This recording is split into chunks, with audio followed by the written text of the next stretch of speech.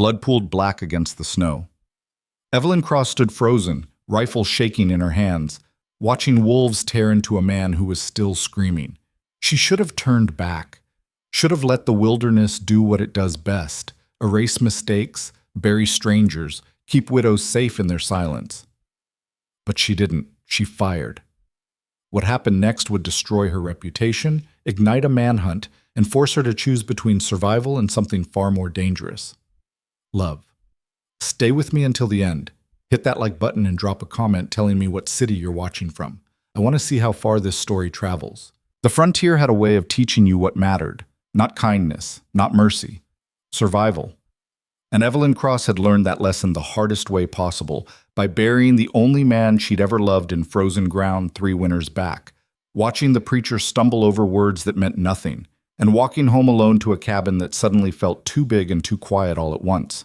She was 26 now, still young by most measures, but out here, youth didn't count for much. What mattered was whether you could chop wood when your fingers were numb, whether you could shoot straight when your hands were shaking, whether you could endure another winter alone without losing your mind to the silence. The town of Ashford Bend tolerated her. Barely. A widow living alone wasn't exactly proper, but she kept to herself, paid her debts, and didn't cause trouble. The mercantile still sold her supplies. The blacksmith still shod her horse. The banker still held her late husband's meager savings. But tolerance wasn't acceptance. Evelyn felt their eyes on her every time she rode into town.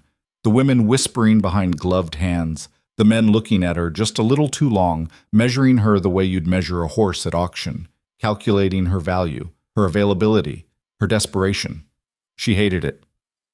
So she stayed away as much as possible, living on the edge of the wilderness where the pine trees grew thick and the wolves howled at night, and the nearest neighbor was 5 miles off through terrain that could kill you if you weren't careful.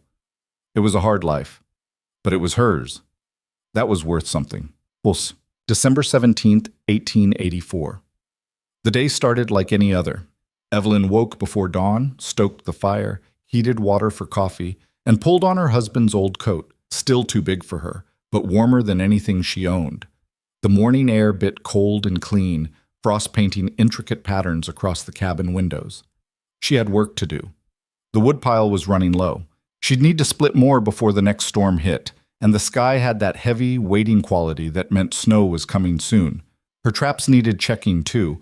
She'd caught a decent-sized rabbit 2 days ago, but the others had been empty. Evelyn strapped her rifle across her back, pulled on her gloves, and headed out. The woods were silent. Not peaceful silent, wrong silent. She noticed it immediately. No birdsong, no rustle of small creatures moving through the underbrush. Just the crunch of her boots in the snow and the faint whisper of wind through the pines. Her instincts prickled. Something was off. Evelyn kept moving, but her hand drifted to the rifle strap, ready to pull it free if needed. She'd learned to trust her gut out here. The wilderness didn't forgive hesitation. The first trap was empty, so was the second. By the third, she found tracks. Wolf tracks. Fresh ones. Big ones. Evelyn crouched, studying the prints in the snow. A pack, maybe 6 or 7 strong, moving east toward the ridge. Wolves usually avoided humans, but a hungry pack in winter? That was different. That was dangerous. She straightened, scanning the trees. Nothing moved, but she felt watched. Evelyn decided to check the last trap and head back. No point pushing her luck. She turned toward the river bend where she'd set a snare near the... A scream split the air. Not an animal. Human. Evelyn's heart slammed against her ribs. The sound came from the east, maybe a 1/4 mile off, where the ridge sloped down toward the frozen creek. She hesitated for only a second, every instinct screaming at her to run the other way, to get back to the cabin, to lock the door and pretend she hadn't heard anything. But the scream came again, desperate, agonized, dying. "Damn it," she whispered. Evelyn ran. She found him in a clearing, or what was left of him. A man, tall, dark-haired, maybe 30, lay crumpled in the snow, one arm twisted at a wrong angle, blood soaking through his torn coat. 3 wolves circled him, low and patient, yellow eyes gleaming with predatory focus. He was still alive. Barely. His hand scrabbled weakly for something. A knife, maybe, lost somewhere in the snow. His breath came in ragged gasps, steam rising from his lips. One of the wolves darted in, jaws snapping toward his leg. The man screamed again. Evelyn didn't think. She pulled the rifle free, aimed, and fired. The shot cracked through the clearing like thunder. The lead wolf yelped and staggered, blood spraying across white snow. The others scattered back, snarling, but didn't run. They weren't afraid enough. Evelyn worked the bolt, ejected the spent casing, chambered another round. Her hands were steady now. Fear had a way of sharpening you. "Get back!" she shouted, voice raw. The wolves watched her, calculating, weighing risk against hunger. She fired again. This time she missed, but the bullet kicked up snow inches from the nearest wolf's paw. That was enough. The pack melted back into the trees, shadows dissolving into deeper shadows, but Evelyn knew they weren't gone. They'd be back. She ran to the man. Up close, he looked worse. Deep gashes across his chest and shoulder where claws had torn through leather and cloth.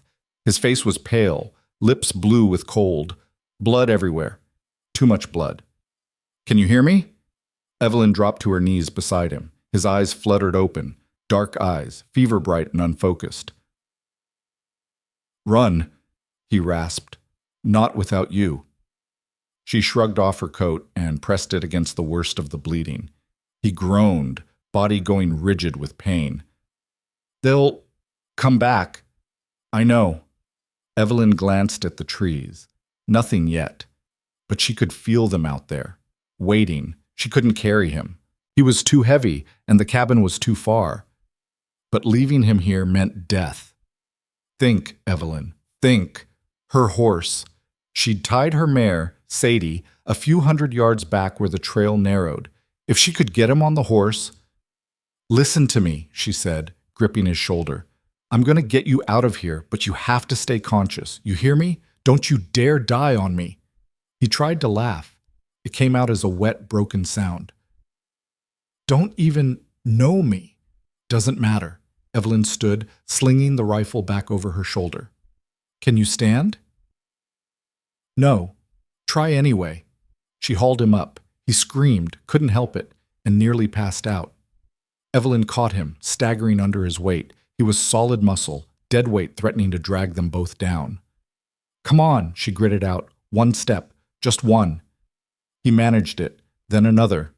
They moved like that, agonizingly slow, leaving a trail of blood in the snow. Evelyn kept her eyes on the trees, expecting yellow eyes and bared fangs any second. But the wolves held back. For now, getting him onto Sadie was a nightmare. The mare danced nervously, smelling blood and fear. Evelyn had to talk her down, steady voice and firm hands, before she could even attempt to lift the man. He helped as much as he could, which wasn't much, and together they managed to get him belly down across the saddle.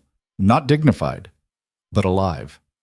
Evelyn took the reins and started walking, leading Sadie back toward the cabin. Every minute felt like an hour. The woods pressed close, and she kept expecting the wolves to surge out of the shadows, finish what they'd started. But they didn't. Maybe they'd lost interest. Maybe they'd found easier prey. Or maybe they were just patient. Quote, by the time they reached the cabin, dusk was falling and the man was unconscious.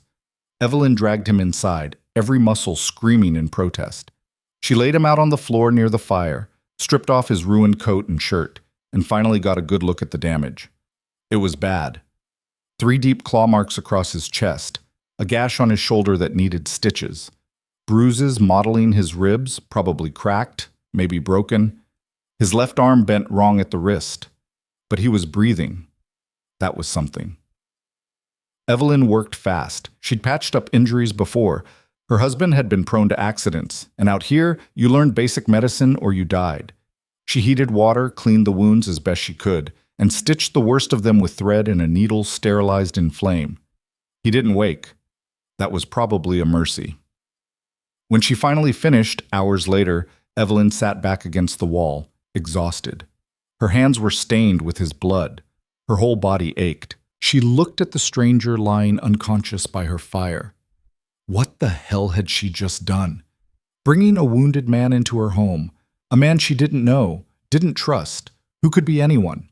A criminal, a drifter, a danger. The smart thing would have been to leave him, but Evelyn had never been good at doing the smart thing. He woke 3 days later. Fever had ravaged him in the meantime, delirious thrashing, incoherent mumbling, skin burning hot to the touch. Evelyn had done what she could, cooling him with wet cloths, forcing water between his lips, keeping the fire stoked so he didn't freeze. She barely slept. On the third night, his eyes opened. Evelyn was dozing in the chair beside him when she heard him move. She jerked awake, hand instinctively reaching for the rifle propped against the wall. "Easy," he rasped. His voice was rough, broken. She relaxed, slightly. "You're awake." "Barely." He tried to sit up, winced, and gave up. "Where?" "My cabin, 5 miles west of Ashford Bend." Evelyn stood, poured water from the pitcher, and brought it to him. "Drink?" "Slowly." He obeyed, hands shaking so badly she had to help him hold the cup. When he finished, he slumped back, eyes drifting closed. "Thank you." "Don't thank me yet." Evelyn set the cup aside. "You were half dead when I found you. Still might not make it." "Wolves?" "3 of them. I scared them off, but they tore you up pretty bad." He was silent for a long moment. Then, "Why'd you help me?" Evelyn considered the question. Honest answer, she didn't know. "Because leaving you would have been easier," she said finally. "And I'm tired of doing what's easy." Something shifted in his expression. Not quite a smile, but close. "Got a name?" "Evelyn Cross." "Rowan Hale." She nodded. "Well, Rowan Hale, you're stuck here until you can walk again. Try not to die in the meantime." "I'll do my best." That recovery was slow. For the first week, Rowan could barely move without help.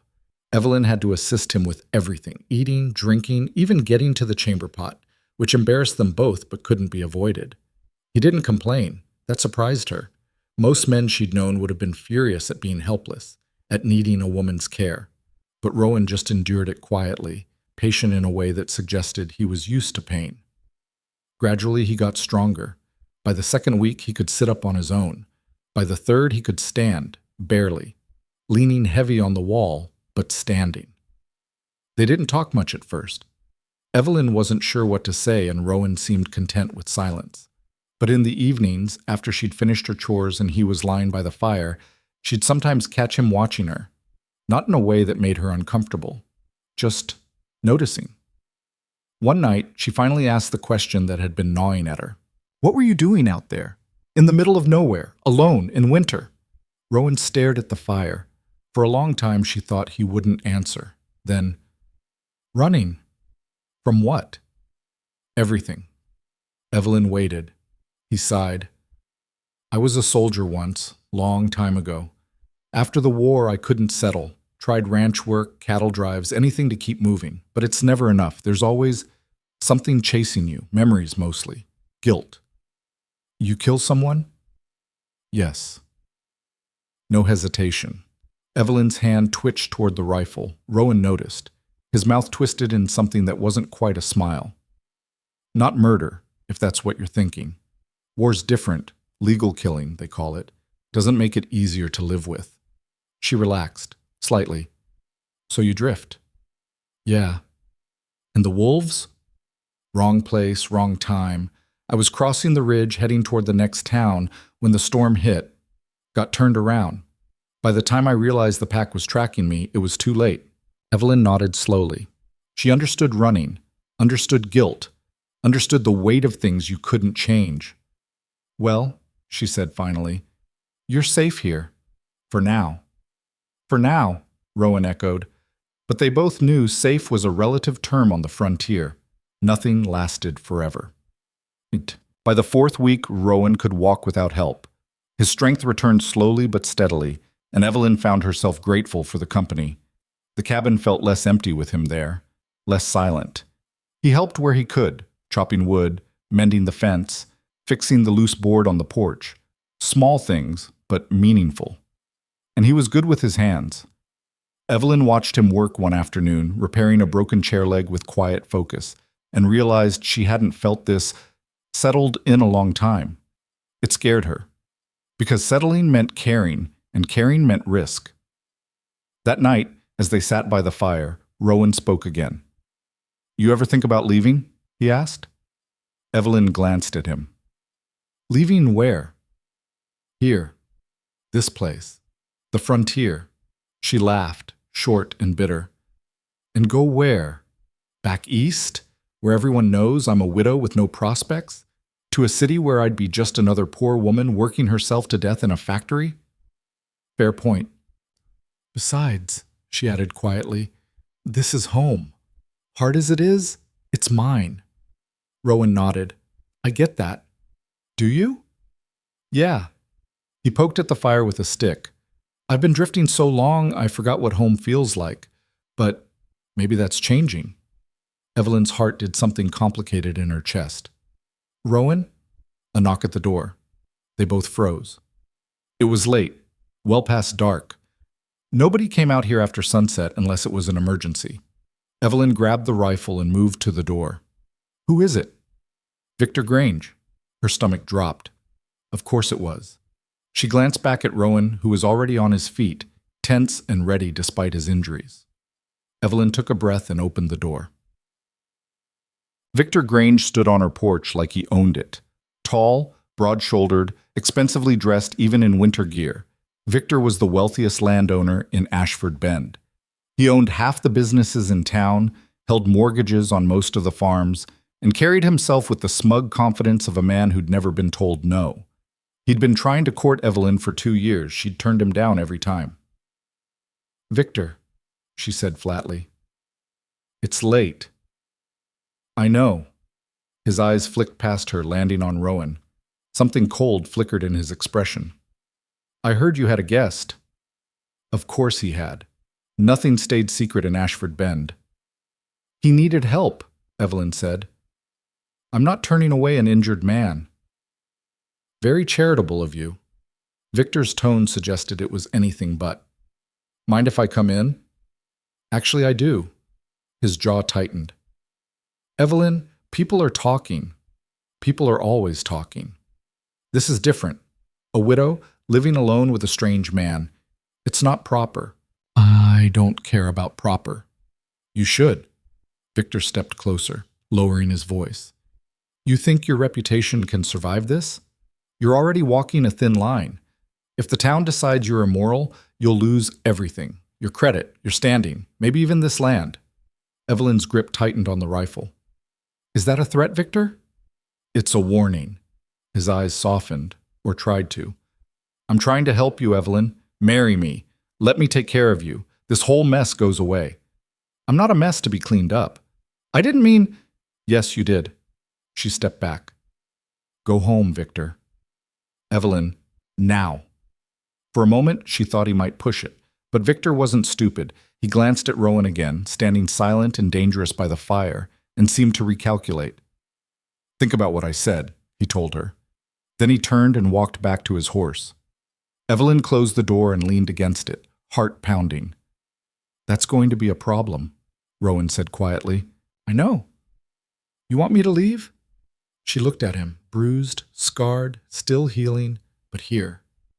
"No," Evelyn said. "I don't." Rowan held her gaze. "Then I'm staying." The next week, the town turned hostile. It started small, cold looks at the mercantile, whispered conversations that stopped when Evelyn walked by. Then it escalated. The banker forgot to process her withdrawal. The blacksmith refused to shoe her horse. The preacher stopped by to deliver a sermon on morality and sin, thinly veiled as concern. Evelyn endured it, but it wore on her. Rowan saw it too. "This is my fault," he said one night. "It's not." "It is. If you left, they'd find something else to judge me for." Evelyn stirred the stew on the stove, not looking at him. "This town's been waiting for an excuse to tear me down since my husband died. You're just convenient. Still, I'm not asking you to leave, Rowan." He was quiet for a moment. Then, "Why not?" Evelyn finally turned to face him. "Because I'm tired of being alone." The words hung between them, raw, honest. Rowan crossed the room slowly, stopping just in front of her. Evelyn. She met his eyes. I know this is complicated, she said quietly. I know people will talk, and it'll get worse before it gets better, but I don't care anymore. I'm done living my life for them. Rowan reached out, hesitated, then gently brushed a strand of hair from her face. You're the bravest person I've ever met, he said. I'm terrified. That's what makes it brave. And then, so carefully it almost broke her heart, Rowan leaned down and kissed her. It wasn't desperate or rushed. It was soft, tentative, a question. Evelyn answered by kissing him back. Yet, 2 weeks later, the sheriff arrived. Evelyn was outside chopping wood when she heard the horses. 3 riders, Sheriff Daniels in the lead, 2 deputies flanking him. Her stomach sank. Rowan stepped out of the cabin, hand resting casually on the revolver at his hip. He'd retrieved it from where the wolves had scattered his gear. Sheriff, Evelyn said carefully. What brings you out here? Daniels dismounted, expression grim. Got a warrant, Mrs. Cross. For Rowan Hale. Everything stopped. What charge? Rowan's voice was steady, but Evelyn heard the tension beneath it. Murder. Daniels pulled a folded paper from his coat. Town called Red Creek, about 60 miles south. You matched the description of a man wanted for killing a rancher named Thomas Birch 3 months ago. That's not, Evelyn started. I didn't kill him, Rowan interrupted. His eyes never left the sheriff. I was there, but I didn't pull the trigger. You can tell that to a judge. Daniels nodded to his deputies. Take him. No! Evelyn stepped between them and Rowan. You're not taking him anywhere. Mrs. Cross, step aside. He's innocent. That's not for you to decide. Then prove he's guilty. Her voice rose. You have a description, not evidence. You have a warrant based on what someone thought he looked familiar? Evelyn, Rowan said quietly. Don't. No. She whirled on him. I'm not letting them drag you off to hang for something you didn't do. You don't have a choice. The hell I don't, Daniels sighed. Mrs. Cross, I don't want to arrest you too, but if you interfere with a lawful warrant, then arrest me. Evelyn's hand moved toward the rifle leaning against the woodpile. The deputies drew their guns. Everything froze. Rowan moved fast, stepping in front of Evelyn, hands raised. Don't, he told her. Please. Rowan, I'm not letting you get shot for me. He looked back at the sheriff. I'll come quietly, no trouble. Daniels relaxed, slightly. Smart man. Rowan turned to Evelyn. The look in his eyes, regret, fear, love, nearly broke her. I'm sorry, he said quietly. Don't apologize. Evelyn's voice shook. I'll fix this. I'll find a way. Evelyn, I will. The deputies moved in, cuffing Rowan's wrists behind his back. Evelyn stood there, helpless, watching them lead him to a horse. Before they rode off, Rowan looked back one last time. Thank you, he said, for everything. Then they were gone. Evelyn stood in the snow, alone again, the silence rushing back in. But this time it wasn't empty. It was furious. She didn't waste time. The moment the sheriff's party disappeared over the ridge, Evelyn went inside, grabbed her coat, saddled Sadie, and rode straight to Ashford Bend. Her first stop, the telegraph office. I need to send a message to Red Creek, she told the operator. He looked at her skeptically. That'll cost. I'll pay. She slapped coins on the counter. Send this. Rowan Hale arrested on murder warrant. Require full case details and witness statements. Immediate response requested. The operator blinked. Ma'am, I'm not sure Just send it. He sent it. Next stop, the lawyer. Ashford Bend only had one, a dried-up old man named Calloway, who mostly handled land disputes and wills. But he'd have to do. I need you to represent Rowan Hale, Evelyn said, barging into his office. Calloway looked up from his paperwork. The accused murderer? He's not a murderer. The warrant says otherwise. The warrant's wrong. Evelyn leaned on his desk. I'm hiring you to prove it. Mrs. Cross, I appreciate your enthusiasm, but I can't take a case I can't win. You haven't even tried. I don't need to. The evidence? There is no evidence, just a description and a desperate town looking for someone to blame. She straightened. If you won't help, I'll find someone who will. Calloway studied her. You care about this man. Yes. Enough to ruin yourself defending him? I'm already ruined. What's one more step? He sighed. Fine. I'll look into it. But I'm not making promises. That's all I'm asking. The reply from Red Creek came 2 days later. Evelyn rode to town to collect it, hands shaking as she unfolded the telegram. Witness recanted. Real killer confessed. Hale cleared. Relief hit her so hard she nearly collapsed. He was innocent. She'd known it, but seen it confirmed? Evelyn ran to Calloway's office. He's cleared, she said breathlessly, shoving the telegram at him. The real killer confessed.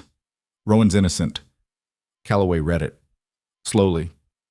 Then he smiled, the first genuine expression she'd seen from him. I'll take this to Sheriff Daniels immediately, he said. Hale should be released by tomorrow. Thank you. Don't thank me. You're the one who didn't give up. They released Rowan the next afternoon. Evelyn was waiting outside the sheriff's office when he walked out, free. He looked tired, beaten down, but alive. When he saw her, something in his expression cracked. Evelyn, she didn't let him finish. She crossed the distance between them and threw her arms around him, holding tight. Rowan stiffened in surprise, then slowly wrapped his arms around her. You're an idiot, she whispered against his chest. I know. You were going to let them hang you. I wasn't going to let you get hurt trying to save me. Too late. She pulled back, looking up at him. I'm already hurt. I'm already invested. So don't you dare try to protect me by leaving again. Rowan cupped her face in his hands. I won't, he promised. Not unless you tell me to go. Then you're stuck with me. Good. He kissed her right there on the street, in front of half the town. Evelyn didn't care. Let them talk. But the wilderness wasn't done with them yet. They rode back to the cabin together as the sun set, painting the snow in shades of gold and red. Everything felt lighter, easier, like maybe, finally, they could breathe. But as they approached the cabin, Sadie whinnied nervously. Evelyn tensed. What? Yellow eyes gleamed from the tree line. The wolves. They'd come back. Rowan's hand was already on his revolver. Get inside, he said, voice low and hard. Evelyn didn't argue. She slid off Sadie, grabbed the reins, and pulled the mare toward the barn. The horse resisted, eyes rolling white with fear, but Evelyn held firm. Easy, girl, easy. Behind her, she heard Rowan dismount. His boots crunched in the snow, slow and deliberate. He was backing toward the cabin, keeping himself between her and the tree line. The wolves didn't move. Not yet. There were more of them this time. Evelyn counted at least 8, maybe 10, shadows shifting between the pines, waiting. The alpha stood at the front, massive, scarred, one ear torn from some old fight. Its yellow eyes tracked every movement. They're not attacking, Evelyn said quietly, leading Sadie into the barn. They will. Rowan's voice was tight. They're just deciding when. Evelyn got Sadie inside, grabbed the rifle from its mount on the wall, and checked the ammunition. 6 rounds. She had more in the cabin, but 6 would have to be enough to get them there. She stepped back outside. The wolves had moved closer. Not much. Just a few feet.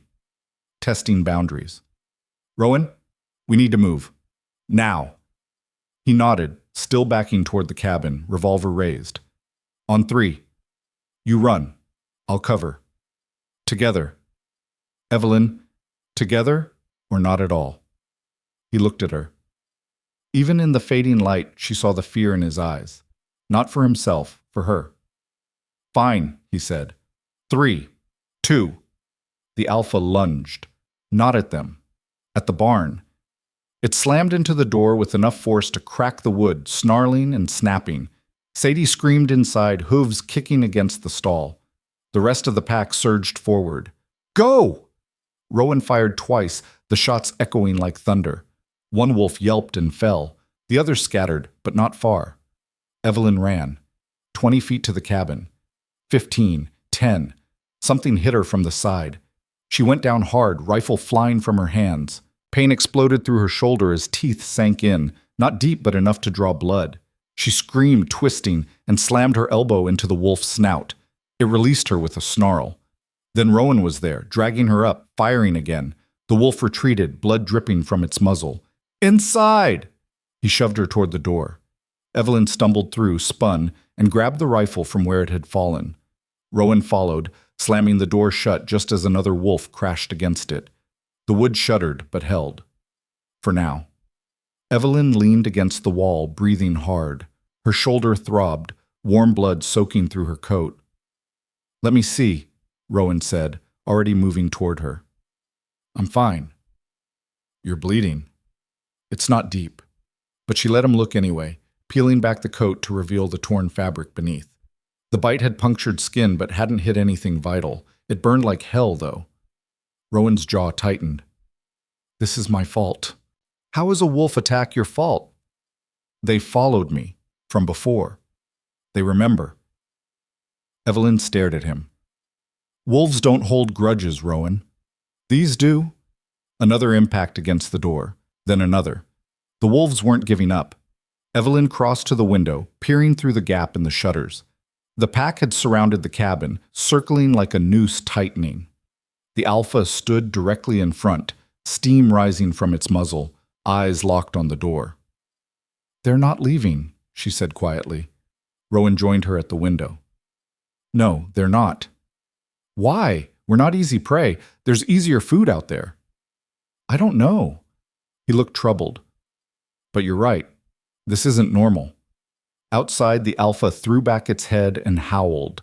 The sound cut through the night, lonely and furious, and something else, something almost human in its rage. The other wolves joined in, a chorus that made Evelyn's skin crawl. "We can't stay here forever," she said. "I know. If they're still out there by morning, they will be." Evelyn turned to face him. "Then we fight." "Evelyn, what other choice do we have? Wait for them to break through? Starve them out?" She shook her head. "They're hunting us, Rowan, so we hunt back." He was quiet for a long moment, then he nodded. "All right, but we do this smart. We pick the ground, we use fire, and we don't take stupid risks." "Agreed." They spent the next hour preparing.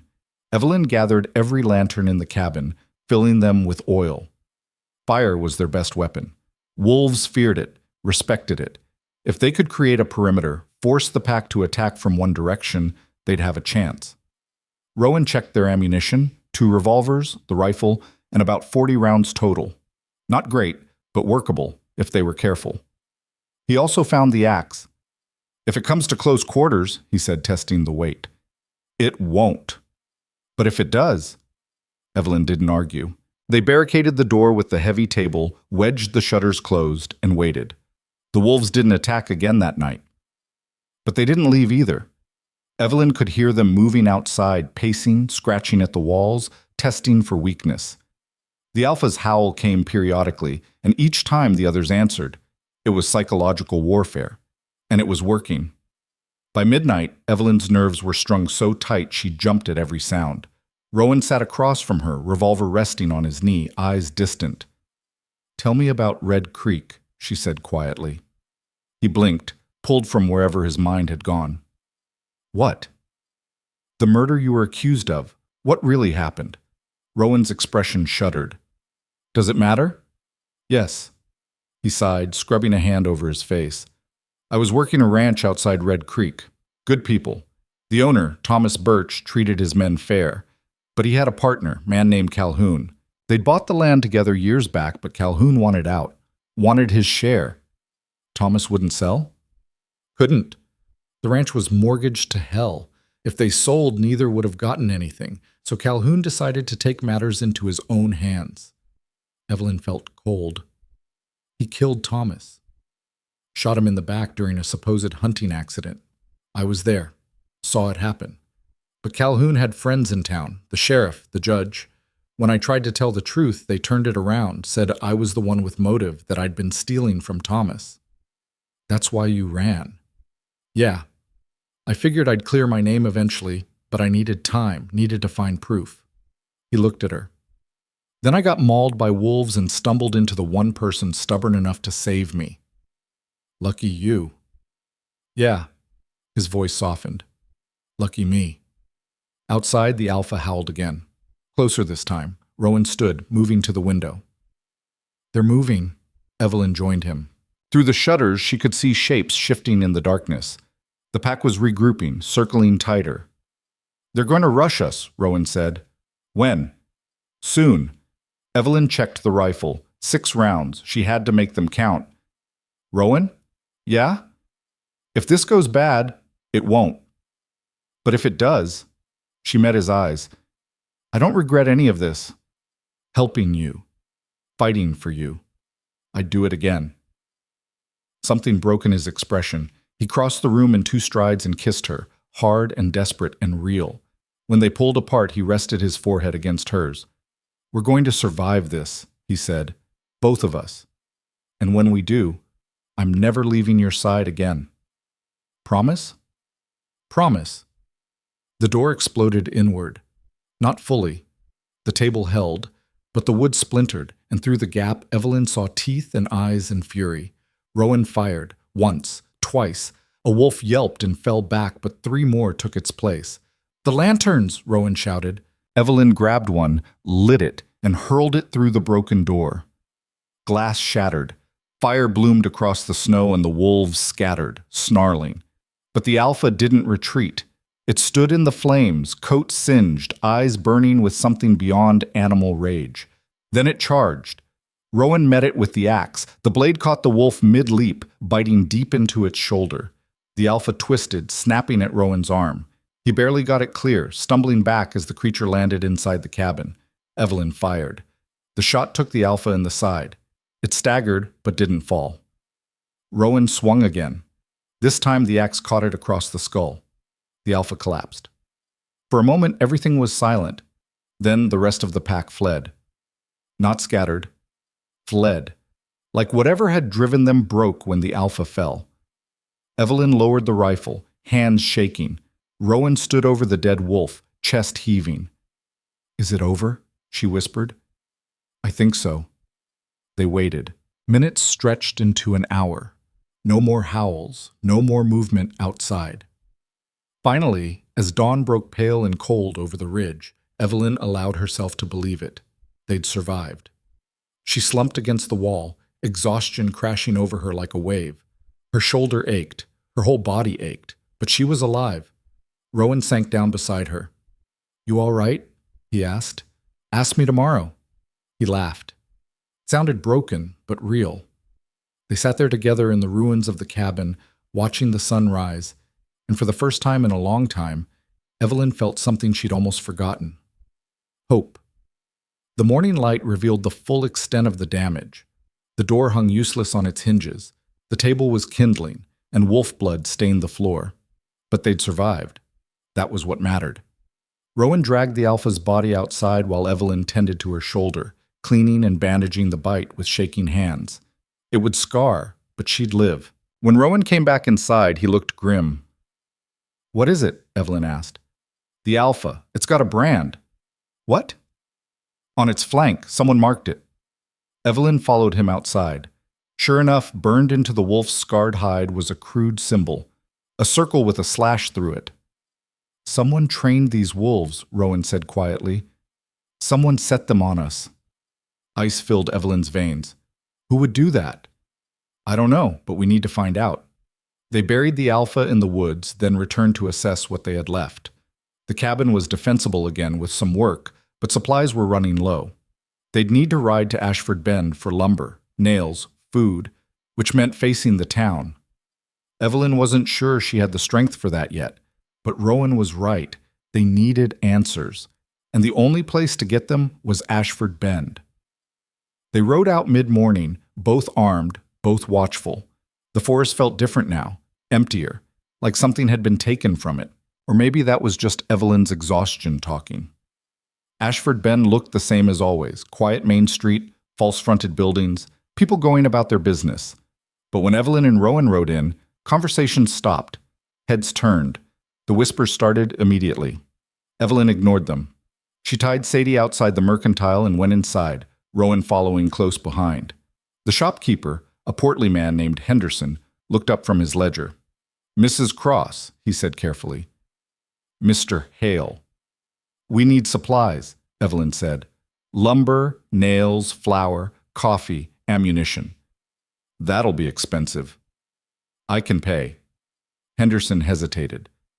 "Mrs. Cross, I don't mean to pry, but there's been talk about you and Mr. Hale, about propriety." "I don't care about propriety." "Perhaps you should." The voice came from behind them. Evelyn turned. Victor Grange stood in the doorway, flanked by two of his men. He looked every bit the wealthy landowner, dressed in a fine coat, expression calm but cold. "Victor," Evelyn said flatly. "Evelyn." He stepped inside, eyes flicking to Rowan. "I heard about the wolf attack. Terrible business. We handled it." "So I see." Victor's gaze lingered on the blood staining her coat. "You're lucky to be alive." "Luck had nothing to do with it." "No, I suppose not." He folded his hands behind his back. "Still, it makes one wonder. Why would wolves attack so viciously, so deliberately?" Evelyn's blood ran cold. "What are you saying?" "I'm saying wolves don't usually hunt people. Not unless they're provoked or trained." Rowan's hand moved toward his revolver. Victor noticed. He smiled. "Careful, Mr. Hale, we're all civilized people here." "Are we?" Rowan's voice was flat. "Because it sounds like you're admitting to something." "I'm admitting nothing, merely making an observation." Victor turned back to Evelyn. "You've made your position clear, Evelyn. You'd rather live in squalor with a drifter than accept my help. That's your choice. But choices have consequences." "Did you send those wolves?" Evelyn demanded. "Wolves are wild animals, unpredictable. Dangerous." His smile widened. "But I hear they can be controlled by men who know what they're doing. Trappers, hunters, men with the right incentives." Evelyn's hands curled into fists. "You son of a—" "Careful," Victor's voice dropped. "Accusations without proof can ruin a person's reputation. You of all people should know that." Rowan stepped forward, but Evelyn caught his arm. "Let's go," she said quietly. "Evelyn, now." She could feel Victor's eyes on them as they left. Feel his satisfaction. He'd wanted her to know. Wanted her to understand that he was untouchable, and he almost was. Outside, Rowan rounded on her. "He just admitted it." "He hinted. That's not the same thing." "It's enough." "For what?" "The sheriff's in his pocket. Half the town owes him money. Who's going to believe us?" Rowan's jaw worked. "So we do nothing?" "I didn't say that." Evelyn untied Sadie, swinging into the saddle. "But we need proof, real proof. Something even Victor can't talk his way out of. And how do we get that?" "We find whoever trained those wolves. We make them talk." It took them 3 days. 3 days of tracking, asking questions in the rougher parts of town, following rumors and half-truths. But eventually, they found him. A trapper named Silas Webb, living in a shack 10 miles north of Ashford Bend. He was a hard man, weathered and scarred, with eyes that showed too much and gave away nothing. Evelyn and Rowan approached carefully, hands visible, weapons holstered. "Silas Webb?" Evelyn called. The man stepped out of his shack, rifle in hand. "Who's asking?" "Evelyn Cross. This is Rowan Hale. We want to talk." "About?" "Wolves." Something flickered in Silas's expression. "Don't know nothing about wolves." "We think you do." Rowan stepped forward. "We think someone paid you to train them, to set them on us." "You're crazy." "Maybe, but we found a branded wolf, same symbol you've got hanging over your door." Silas's grip tightened on the rifle. "You need to leave." "Not until you tell us who hired you," Evelyn said. "I said leave." Rowan's hand moved toward his revolver. "We can do this easy or hard." For a long moment, nobody moved. Then Silas lowered the rifle. "Victor Grange," he said quietly. "He paid me $500 to train a pack, mark 'em, and set 'em loose near your cabin. Said it was to scare you. Didn't think they'd actually attack. But they did, Evelyn said. Yeah. Silas looked sick. I didn't mean for it to go that far. I just needed the money. My wife's sick and the medicine. I don't care about your excuses, Rowan interrupted. Will you testify? Silas hesitated. Grange will kill me. He'll kill you anyway if you stay silent. At least this way you might live with a clear conscience. Silas stared at them. Then slowly, he nodded. They brought Silas to Sheriff Daniels the next morning. Daniels listened to the confession with a stony expression, taking notes, asking questions. When Silas finished, the sheriff sat back. This is serious, he said. Will you arrest Grange? Evelyn asked. I'll bring him in for questioning. That's not good enough. It's all I can do right now, Mrs. Cross. Grange is a powerful man. I need to handle this carefully. Carefully, Rowan repeated. While he tries to kill us again? I'll post a deputy at your cabin for protection. We don't need protection. We need justice. Daniels sighed. I understand your frustration, but the law has a process. Evelyn stood. Then your process is broken. She walked out. Rowan followed. What now? He asked. Now we wait, and we stay ready. The deputy arrived that afternoon. A young man named Carter, barely 20, nervous but earnest. He set up camp near the cabin, close enough to respond if trouble came, but far enough to give them privacy. Evelyn appreciated the gesture, even if she didn't trust it to keep them safe. Victor Grange was summoned for questioning 2 days later. He arrived with a lawyer, answered every question calmly, and denied everything. Silas's testimony, he claimed, was the desperate lie of a man trying to avoid consequences for his own actions. There was no physical evidence tying Victor to the wolves, no payments that could be traced, no witnesses beyond Silas. It was his word against a trapper's. The sheriff had no choice but to let him go. When Evelyn heard, she put her fist through the cabin wall. Rowan caught her before she could do it again, pulling her into his arms. We'll find another way, he said. There is no other way. He wins. He always wins. Not always. Name one time someone like Victor Grange faced real consequences. Rowan was quiet, because he couldn't. That night, Evelyn lay awake, staring at the ceiling. Beside her, Rowan's breathing was slow and steady. He'd fallen asleep with one arm around her, protective even in unconsciousness. She loved him. The realization didn't surprise her. She'd known for a while, maybe since the moment he'd stepped between her and the wolves, willing to die to keep her safe. But love wasn't enough. Not out here. Not against men like Victor Grange. A knock at the door jolted her upright. Rowan was awake instantly, revolver in hand. Who is it? He called. Deputy Carter, sir. You need to see this. They dressed quickly and stepped outside. Carter stood in the yard, torch in hand, face pale. What's wrong? Evelyn asked. He pointed toward the tree line. There, illuminated by torchlight, was a message carved into the trunk of a massive pine. Leave or die. Evelyn felt Rowan's hand on her shoulder, steady and grounding. He's not going to stop, she said quietly. No, Rowan agreed. He's not. So what do we do? Rowan looked at her. In the flickering torchlight, his eyes were hard as flint. We make him stop. How? However we have to. Evelyn understood what he was suggesting. It was dangerous, probably illegal, definitely outside the bounds of what the law would allow, but the law had failed them. All right, she said. Let's end this. They spent the next week planning, gathering information, watching Victor's movements, learning his routines, his vulnerabilities, his secrets. What they discovered was worse than they'd imagined. Victor Grange wasn't just a wealthy landowner. He was the center of a network of corruption that ran through Ashford Bend like rot through timber. He owned the sheriff, the mayor, half the town council. He controlled the bank, the land office, the mercantile. Anyone who opposed him lost everything. Anyone who threatened him disappeared. Evelyn and Rowan weren't the first people he'd targeted. They were just the first to fight back. We need leverage, Rowan said one night, poring over notes. Something he can't deny or buy his way out of. Like what? I don't know yet, but it's got to be out there. They found it 3 days later. In the land office records. A A clerk named Morrison, tired of Victor's bullying, slipped them a ledger showing years of fraudulent land transfers, properties seized illegally, deeds forged, families driven out. It was everything they needed, but it wasn't enough to just have it. They needed the town to see it. "We take it to the territorial governor," Evelyn said. "Bypass the local law entirely. Grange will know the moment we leave town. He'll stop us."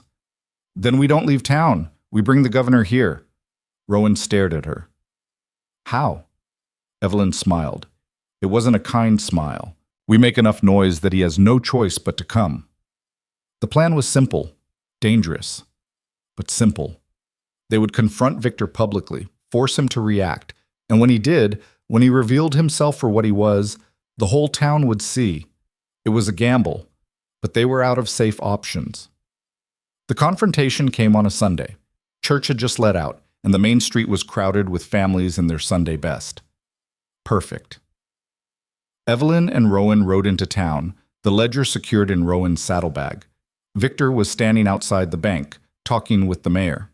Evelyn dismounted and walked straight toward him. "Victor Grange," she called. Conversation stopped. Heads turned. Victor looked up, expression carefully neutral. "Mrs. Cross? What a surprise. I'm done playing games." Evelyn pulled the ledger from Rowan's bag and held it up. "This is proof.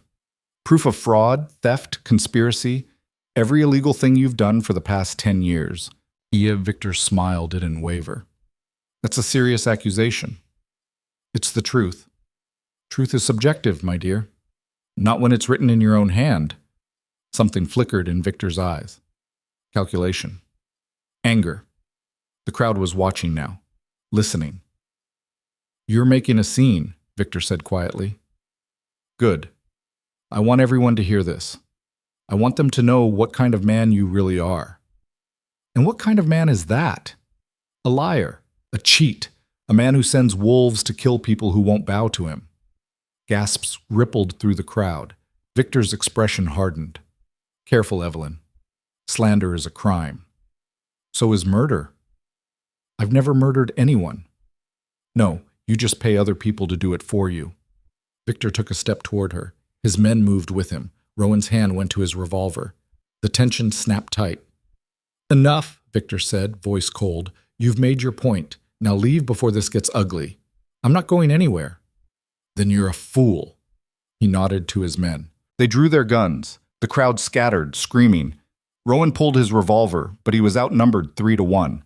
Evelyn stood her ground, heart pounding but chin high. "Shoot me," she said. "Right here, in front of everyone. Show them exactly who you are." Victor's jaw clenched. For a moment she thought he might actually do it. Then Sheriff Daniels stepped between them. "Lower your weapons," he ordered. "Stay out of this, Daniels," Victor snapped. "I can't do that. Not anymore." Daniels looked at the ledger in Evelyn's hands. "Is that what I think it is?" "Yes." He held out his hand. "Let me see." Evelyn hesitated, then handed it over. Daniels flipped through the pages, expression growing darker with every line he read. When he finished, he looked at Victor. "You're under arrest." Victor laughed. "You can't be serious." "Dead serious. I own you." "Not anymore." Daniels gestured to his deputies. "Take him." Victor's men raised their guns. So did the deputies. The standoff stretched, brittle and sharp. Then Victor smiled. "This isn't over," he said, and he walked away. His men followed. The deputies didn't stop them. Evelyn rounded on Daniels. "What are you doing? Arrest him." "I will, but not here. Not like this." Daniels handed the ledger back. "This needs to go to the territorial governor. I'll send a telegram today. In the meantime, you two need to lay low." "He'll run."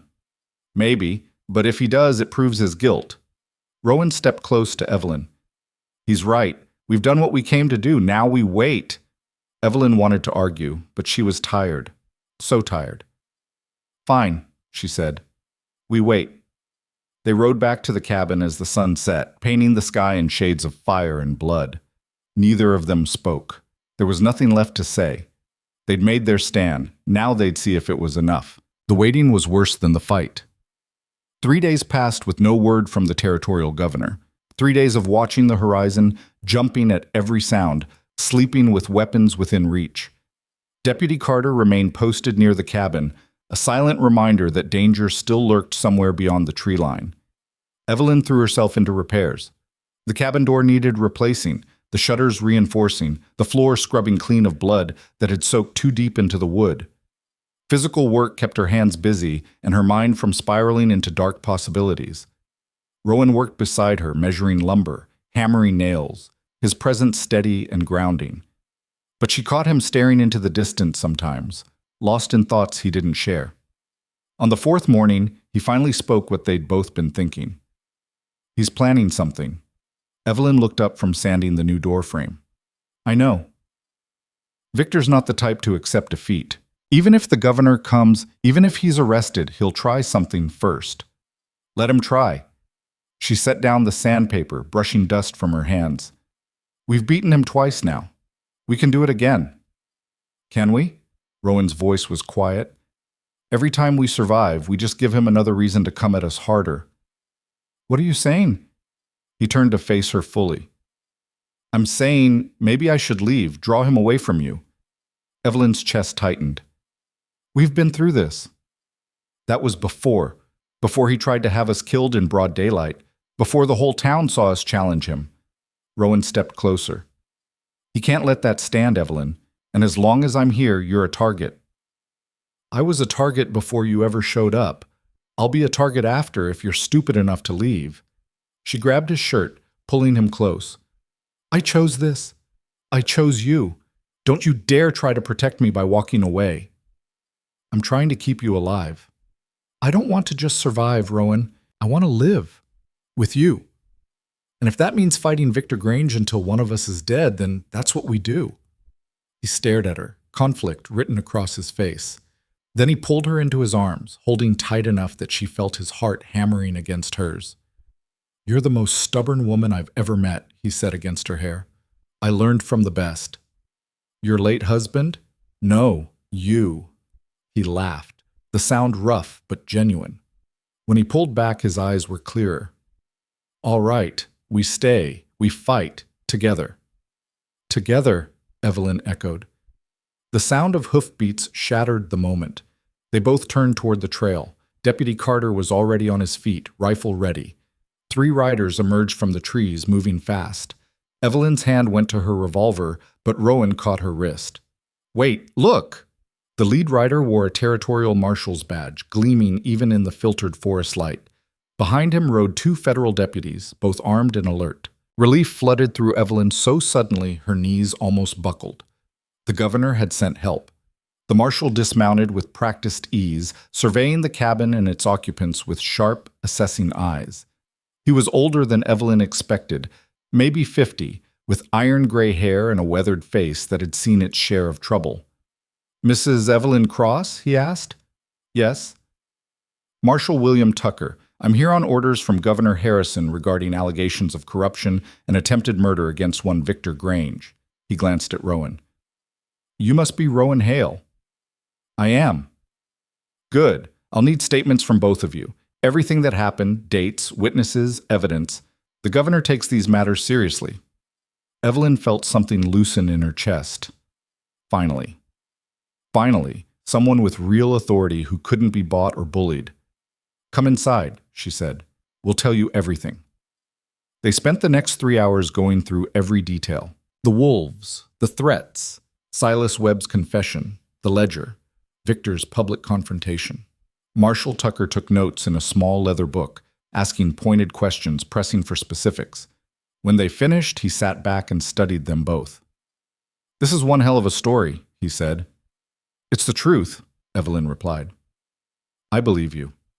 But truth and proof aren't always the same thing. The ledger helps, but a good lawyer could argue the handwriting's forged. Webb's testimony is compromised by his own involvement. The wolf attack? He shrugged. Circumstantial at best. Rowan leaned forward. So what are you saying? I'm saying we need more. Something that ties Grange directly to criminal activity in a way he can't deny or deflect. Like what? I don't know yet. But I'm going to stay in Ashford Bend, ask questions, poke around. Men like Grange always leave trails. We just have to find them." "How long will that take?" Evelyn asked. "As long as it takes. In the meantime, you two need to be careful. If Grange suspects I'm building a case, he might do something desperate. He already tried to kill us. Then he might try harder." Tucker stood, settling his hat back on his head. "I'll have my deputies keep watch. You see anything suspicious, you send word immediately. Understood?" They both nodded. After Tucker and his men left, Evelyn sank into a chair, exhaustion washing over her. "We're close," she said. "We're so close." Close isn't done, but Rowan's hand found hers squeezing gently, but it's something. That night, they sat by the fire, not talking, just existing in each other's presence. The cabin felt smaller somehow, more intimate, or maybe that was just the weight of everything they'd been through, pressing them closer together. "Tell me something good," Evelyn said suddenly. Rowan looked at her. "What?" "Something good. Something that isn't about survival or fighting or Victor Grange. Tell me about something good in your life." He was quiet for a long moment, firelight dancing across his features. "My sister," he said finally. "Her name was Caroline. She was 2 years younger than me and the kindest person I've ever known. When our parents died, I was 16 and she was 14. We had nothing, but Caroline never gave up. She worked as a seamstress, saved every penny, made sure we had food and a roof." "What happened to her?" "Fever took her 5 years ago. She was 24. His voice roughened. "I wasn't there when it happened. I was off chasing work, trying to make enough money to buy her a real house. By the time I got back, she'd been buried 2 weeks. Evelyn's hand tightened on his. "I'm sorry." That's when I started drifting. Couldn't stand to stay in one place, couldn't stand the guilt. Kept thinking if I just kept moving, I could outrun it. He looked at her. "Then I met you, and for the first time since Caroline died, I didn't want to run anymore." Tears burned Evelyn's eyes. "She would have liked you staying." "You think?" "I know, because staying means you're finally letting yourself live again." Rowan pulled her close, and they sat like that until the fire burned low and sleep finally claimed them both. The next morning brought visitors. Not marshals this time. Townspeople. Evelyn heard them before she saw them, voices carrying through the cold morning air. She stepped outside to find a small group gathered in her yard, maybe 8 or 10 people, all looking uncomfortable but determined.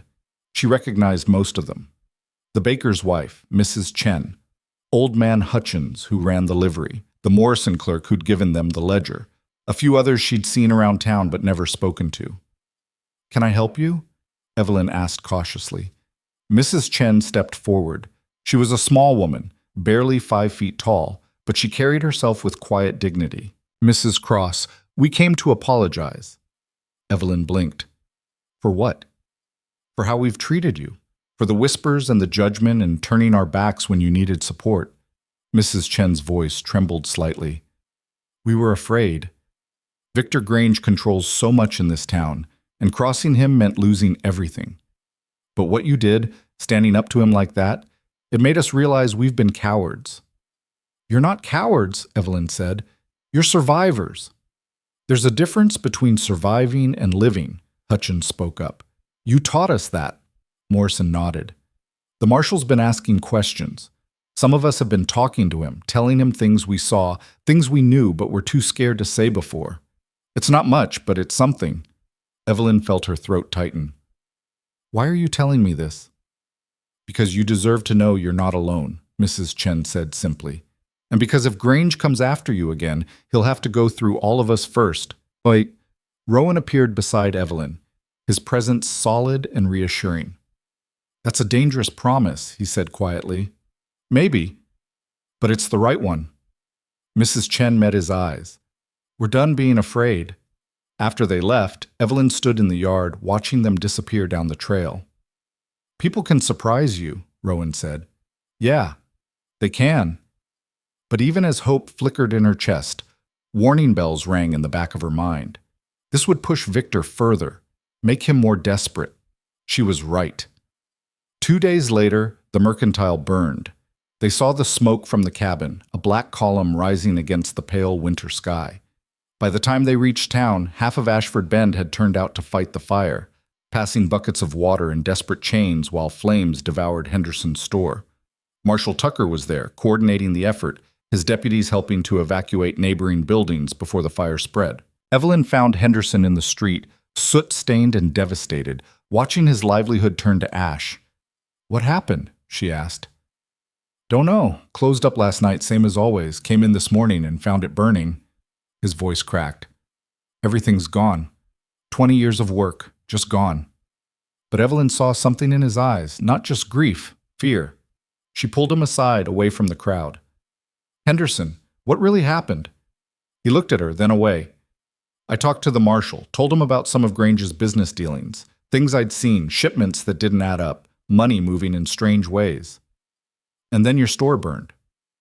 I can't prove it was him." "You don't have to. We both know." Henderson's shoulders sagged. "I should have kept my mouth shut." "No, you did the right thing. The right thing cost me everything." Evelyn didn't have an answer for that. Because he was right, doing the right thing out here didn't guarantee reward. Sometimes it just guaranteed suffering. She found Tucker near the edge of the crowd, watching the fire with grim determination. "This was Grange," she said. "I know. Are you going to arrest him?" "On what grounds? Fire could have started a dozen different ways. Unless we have proof of arson, I can't touch him." "So he just gets away with it?" Tucker turned to face her. "No, he doesn't. Because every move like this makes him sloppier, more obvious. He's scared, Mrs. Cross. Scared men make mistakes. And when he makes his, I'll be ready." "How many more people have to lose everything before that happens?" "I don't know, but I'm working as fast as I can." It wasn't enough. But it was all they had. The fire burned for 3 more hours before they got it under control. By then, the mercantile was a blackened skeleton, smoke still rising from the ruins. Evelyn helped where she could, carrying water, moving salvaged goods, comforting those who'd lost things in the blaze. When it was finally over, she was exhausted, covered in ash, and angrier than she'd been in years. Rowan found her sitting on the steps of the church, staring at the destruction. "Come on," he said gently. "Let's go home." "This is my fault." "No, it's Grange's fault.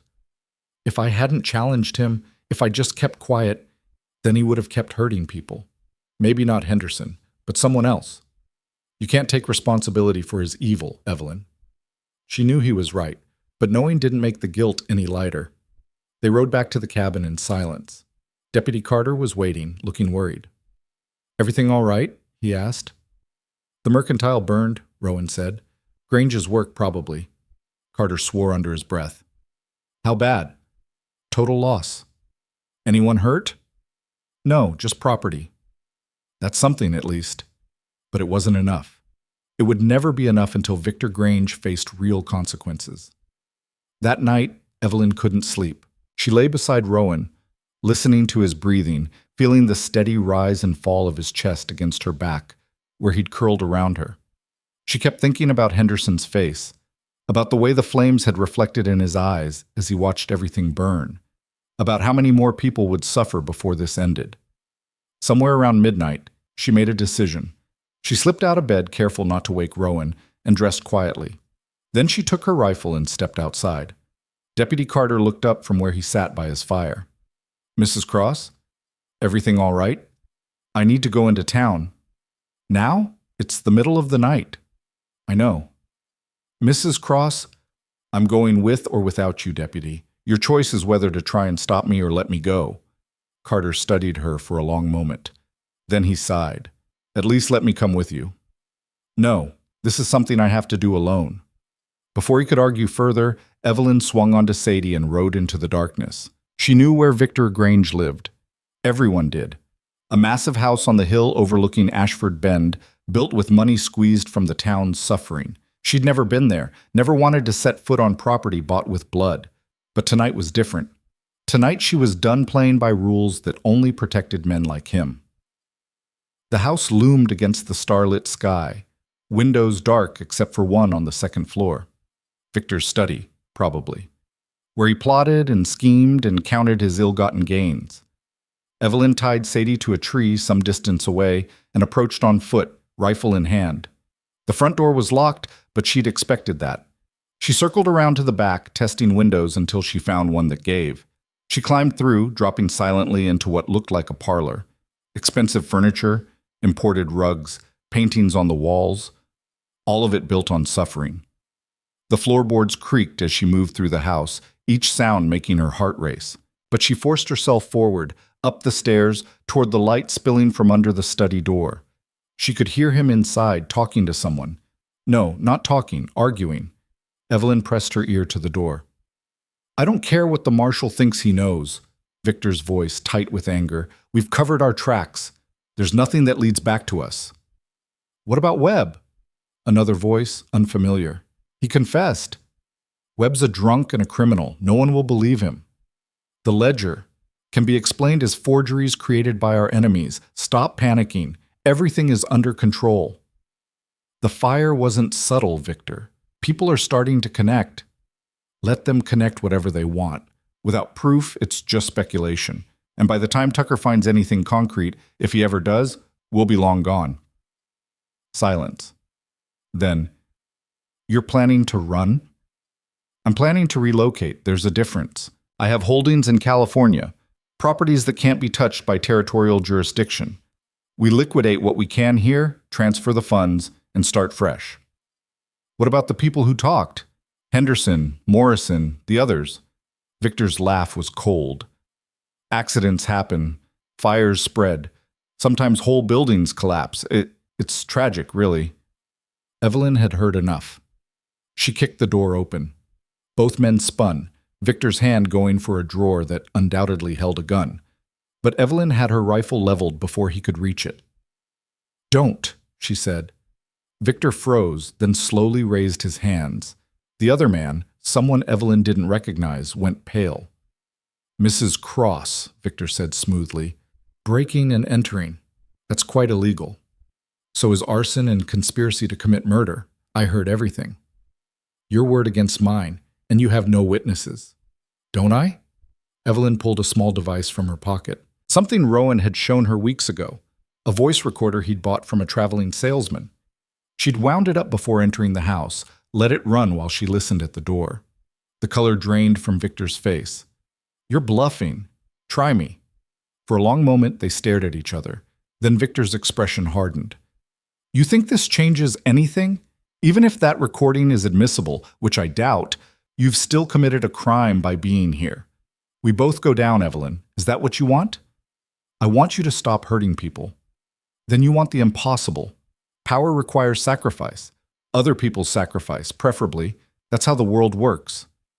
"That's how your world works, not mine." Victor smiled. It didn't reach his eyes.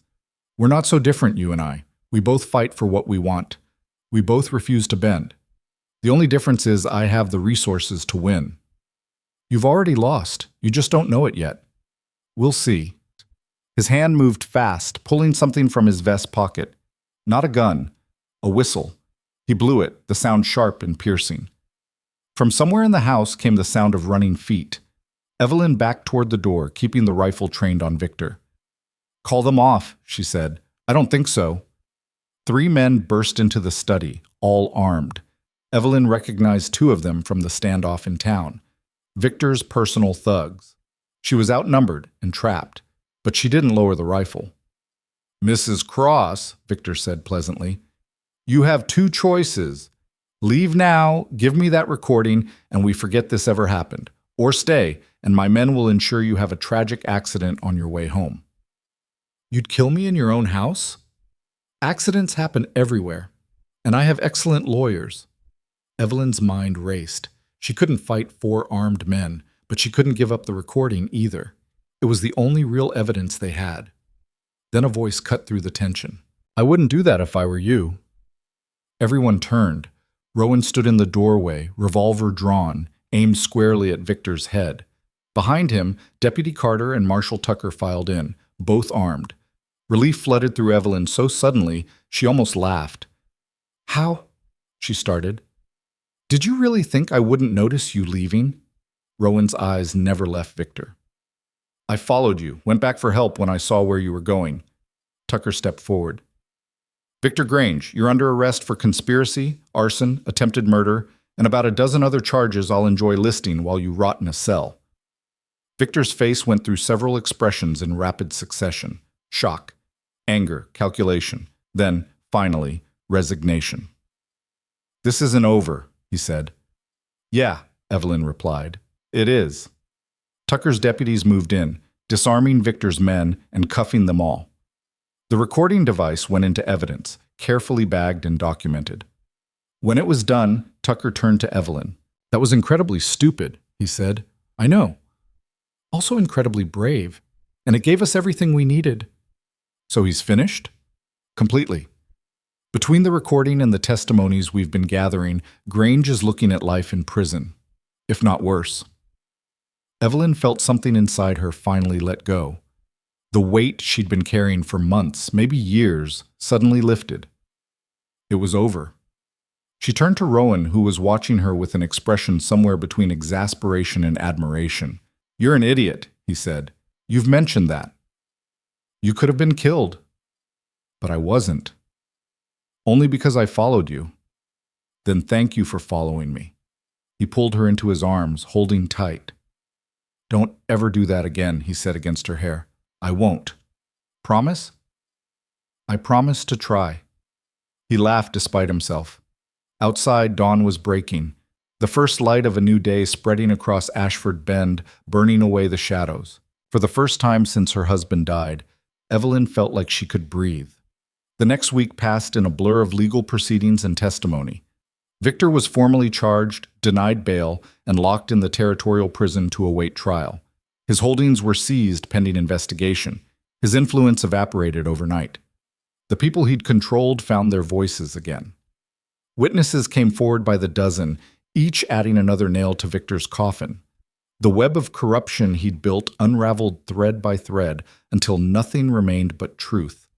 Henderson started rebuilding his mercantile with help from the community. Morrison was promoted to head clerk at the land office. Mrs. Chen organized a town meeting to discuss governance reforms, ensuring no one person could ever hold that much power again. Ashford Bend was healing, and so was Evelyn. She and Rowan stood on the porch of the cabin, watching the sun set over the mountains.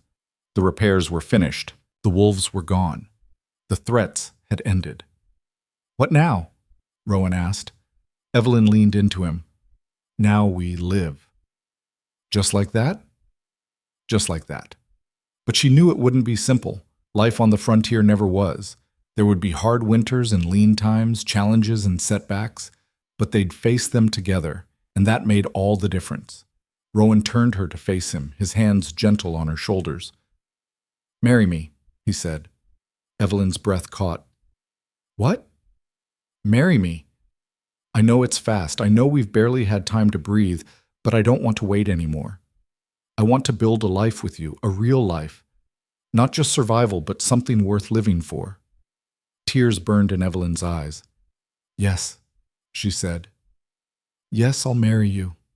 He kissed her as the sun dipped below the horizon, painting the sky in shades of gold and crimson, and Evelyn knew with absolute certainty that this was exactly where she was meant to be. They were married 3 weeks later in a ceremony so simple it would have scandalized half the territory a year ago. No elaborate church service, no expensive dress, no reception that drained a family's savings. Just Evelyn, in her mother's preserved wedding gown, altered to fit, and Rowan in a borrowed suit that was slightly too short in the sleeves, standing before a circuit judge in the parlor of Mrs. Chen's boarding house, while a handful of friends looked on.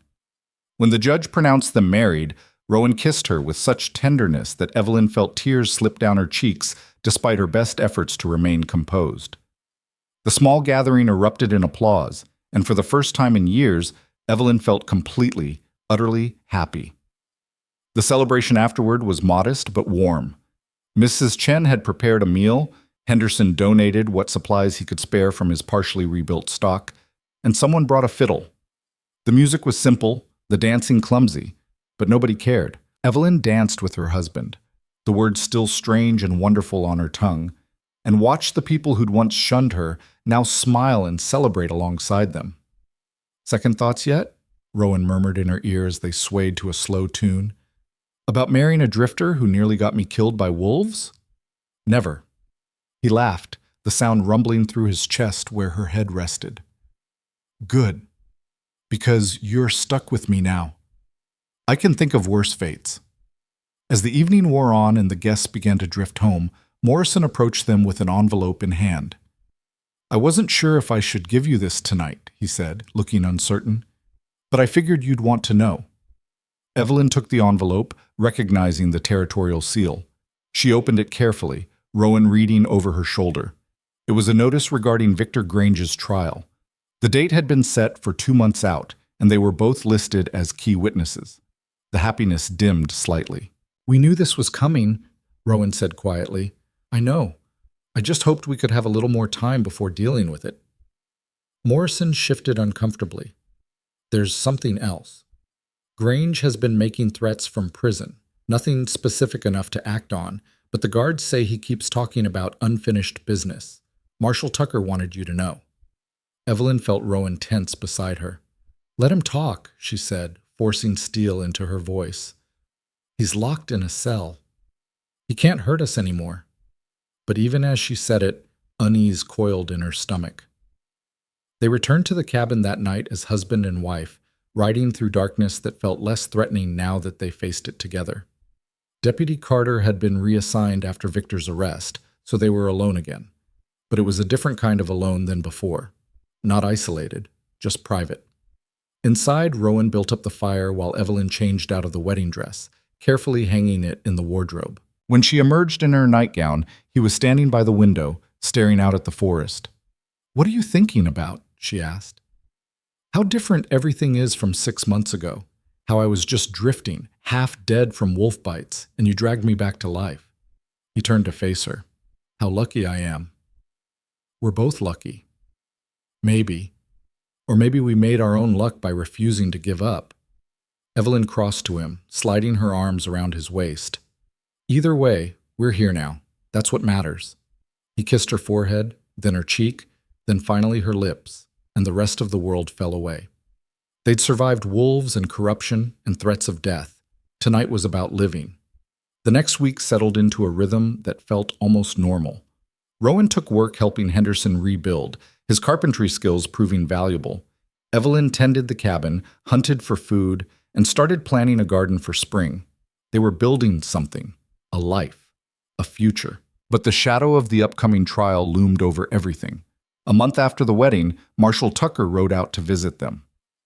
I wanted to prepare you for what's coming, he said, accepting the coffee Evelyn offered. Grange has hired expensive lawyers from back east. They're going to try to tear apart every piece of testimony, discredit every witness. It won't be pleasant. We expected that, Rowan said. I know, but expecting it and experiencing it are different things. They'll question your character, Mrs. Hale. Tucker used her married name, which still made Evelyn's heart skip slightly. They'll bring up you living alone with Rowan before you were married, imply moral failings, suggest you fabricated evidence out of spite. Let them try. The truth is on our side. Truth matters less than narrative in a courtroom, and Grange's lawyers are very good at controlling the narrative. Evelyn set down her cup carefully. Are you saying we might lose? I'm saying it'll be harder than you think. But no, I don't believe we'll lose. The evidence is too strong, and too many people have come forward. But it's going to be ugly, and I wanted you prepared. After Tucker left, Evelyn found herself unable to settle. She paced the cabin, restless energy driving her from window to window. Talk to me, Rowan said finally. I'm fine. You're not. What's wrong? Evelyn stopped pacing, facing him. What if he wins? What if his lawyers are so good they convince a jury we're lying, that everything we went through was just us trying to destroy a respectable businessman? They won't. But what if they do? Rowan crossed to her, taking her hands. Then we deal with it, together. But Evelyn, we've already won the part that matters. Grange is in prison. His power is broken. Even if by some miracle he walks free, he's finished in this territory. Everyone knows what he did. Knowing and proving are different things. Then we trust the system to work. We tell the truth, and we trust it's enough. She wanted to believe him, but trust had never come easy to her. That night she dreamed of the trial, of standing in a courtroom while Victor Grange smiled from the defendant's table, his lawyers tearing her apart piece by piece until there was nothing left but doubt and shame. She woke gasping, Rowan's arms already around her. "Just a dream," he murmured. "You're safe." But safety felt fragile now, like glass that could shatter at any moment. The next morning brought unexpected visitors. Evelyn was outside hanging laundry when she heard horses approaching. 3 riders this time, but not marshals or deputies. Women. She recognized Mrs. Chen immediately, along with 2 others from town, Mrs. Patterson, who ran the boarding house, and Sarah Webb, Silas's wife. "Mrs. Hale," Mrs. Chen called out, dismounting with practiced ease. "We hope we're not intruding." "Not at all. Is everything all right?" "We wanted to talk to you about the trial. May we come in?" Inside, over fresh coffee, Mrs. Chen laid out their purpose. "We've been organizing," she said. "The women in town. After everything that happened, after seeing how Grange tried to destroy you for standing up to him, we realized we need to do more than just testify. We need to show support. Publicly." "What do you mean?" Evelyn asked. Sarah Webb spoke up, her voice quiet but determined. "We're going to attend the trial. All of us. Every woman who Grange has threatened or intimidated or hurt. We'll fill that courtroom and we'll show the jury that you're not alone, that this isn't just your word against his." Mrs. Patterson nodded. "We've also been collecting our own testimonies. Stories of how Grange has abused his power over the years. Some of it won't be admissible in court, but the newspapers will print it. By the time that trial starts, everyone in the territory will know exactly who Victor Grange is." Evelyn felt her throat tighten with emotion. "Why are you doing this?" "Because you did it first," Mrs. Chen said simply. "You showed us what courage looks like. Now it's our turn to show you you're not fighting alone." After they left, Evelyn stood in the yard watching them ride away. Rowan came to stand beside her. "You're not what you were when I met you," he observed. "What do you mean?" "You're not just surviving anymore. You're leading. People look to you." "I never wanted that." "Maybe. But you've got it anyway." She considered his words. He was right. Somewhere between fighting wolves and confronting Victor Grange, she'd stopped being just a widow trying to get by. She'd become something more, someone who others drew strength from. It was terrifying and empowering in equal measure. 2 weeks before the trial, everything changed. Evelyn was in town purchasing supplies when the commotion started, shouting from the direction of the telegraph office, people running. She abandoned her shopping and joined the crowd gathering outside. Marshal Tucker stood on the steps, face grim, holding a telegram. "What's happened?" someone called out. Tucker held up a hand for silence.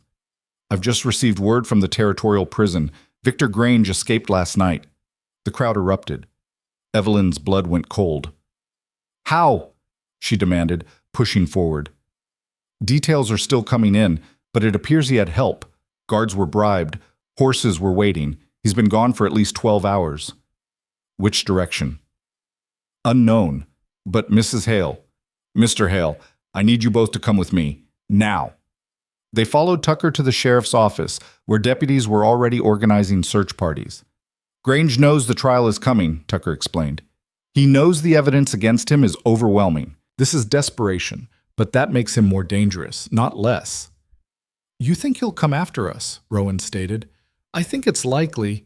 You two are the primary witnesses. Without you, the case becomes much harder to prove." Evelyn's hands clenched into fists. "So we hide. So you stay protected until we find him." "No." She stood. "I'm done hiding from Victor Grange. If he wants to come after me, let him come. But I'm not cowering in fear waiting for it." "Mrs. Hale, be reasonable." "I am being reasonable. Reasonable would have been leaving Rowan to die in the snow. Reasonable would have been accepting Victor's marriage proposal. Reasonable would have been keeping quiet and surviving. I'm done with reasonable." Tucker looked at Rowan. "Can you talk sense into your wife?" "You've met her, right?" Rowan stood as well. "She's the most stubborn person alive. But she's also right. We can't hide forever. And if Grange is desperate enough to break out of prison, he won't stop until he's finished what he started." "Then what do you suggest?" Evelyn and Rowan exchanged a look. A whole conversation passed between them in that glance. "We go home," Evelyn said. "We prepare. And we wait." That's suicide. No, that's choosing our ground instead of letting him choose it for us. Tucker argued for another hour, but eventually he saw they wouldn't be swayed. He assigned 2 deputies to watch the cabin, provided extra ammunition, and made them promise to send word at the first sign of trouble. They rode home as the sun set, painting the snow crimson. "You scared?" Rowan asked. "Terrified." "Good. Means you're smart." "Are you?" He was quiet for a moment. "Yeah, but not of dying, of losing you. Then we make sure that doesn't happen." They spent the next 3 days turning the cabin into a fortress, reinforcing the door and windows, creating firing positions, stockpiling supplies. The 2 deputies, young men named Collins and Brooks, helped where they could while maintaining watch. Evelyn felt the waiting like a physical weight. Every sound made her jump. Every shadow could be Grange coming for revenge.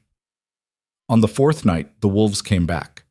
Evelyn woke to Sadie's panicked whinnying in the barn.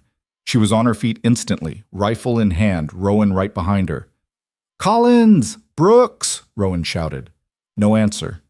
They found Collins unconscious near his post, a nasty gash on his head. Brooks was missing entirely. And in the snow, written in what looked disturbingly like blood, was a message. "Come alone, or they all die."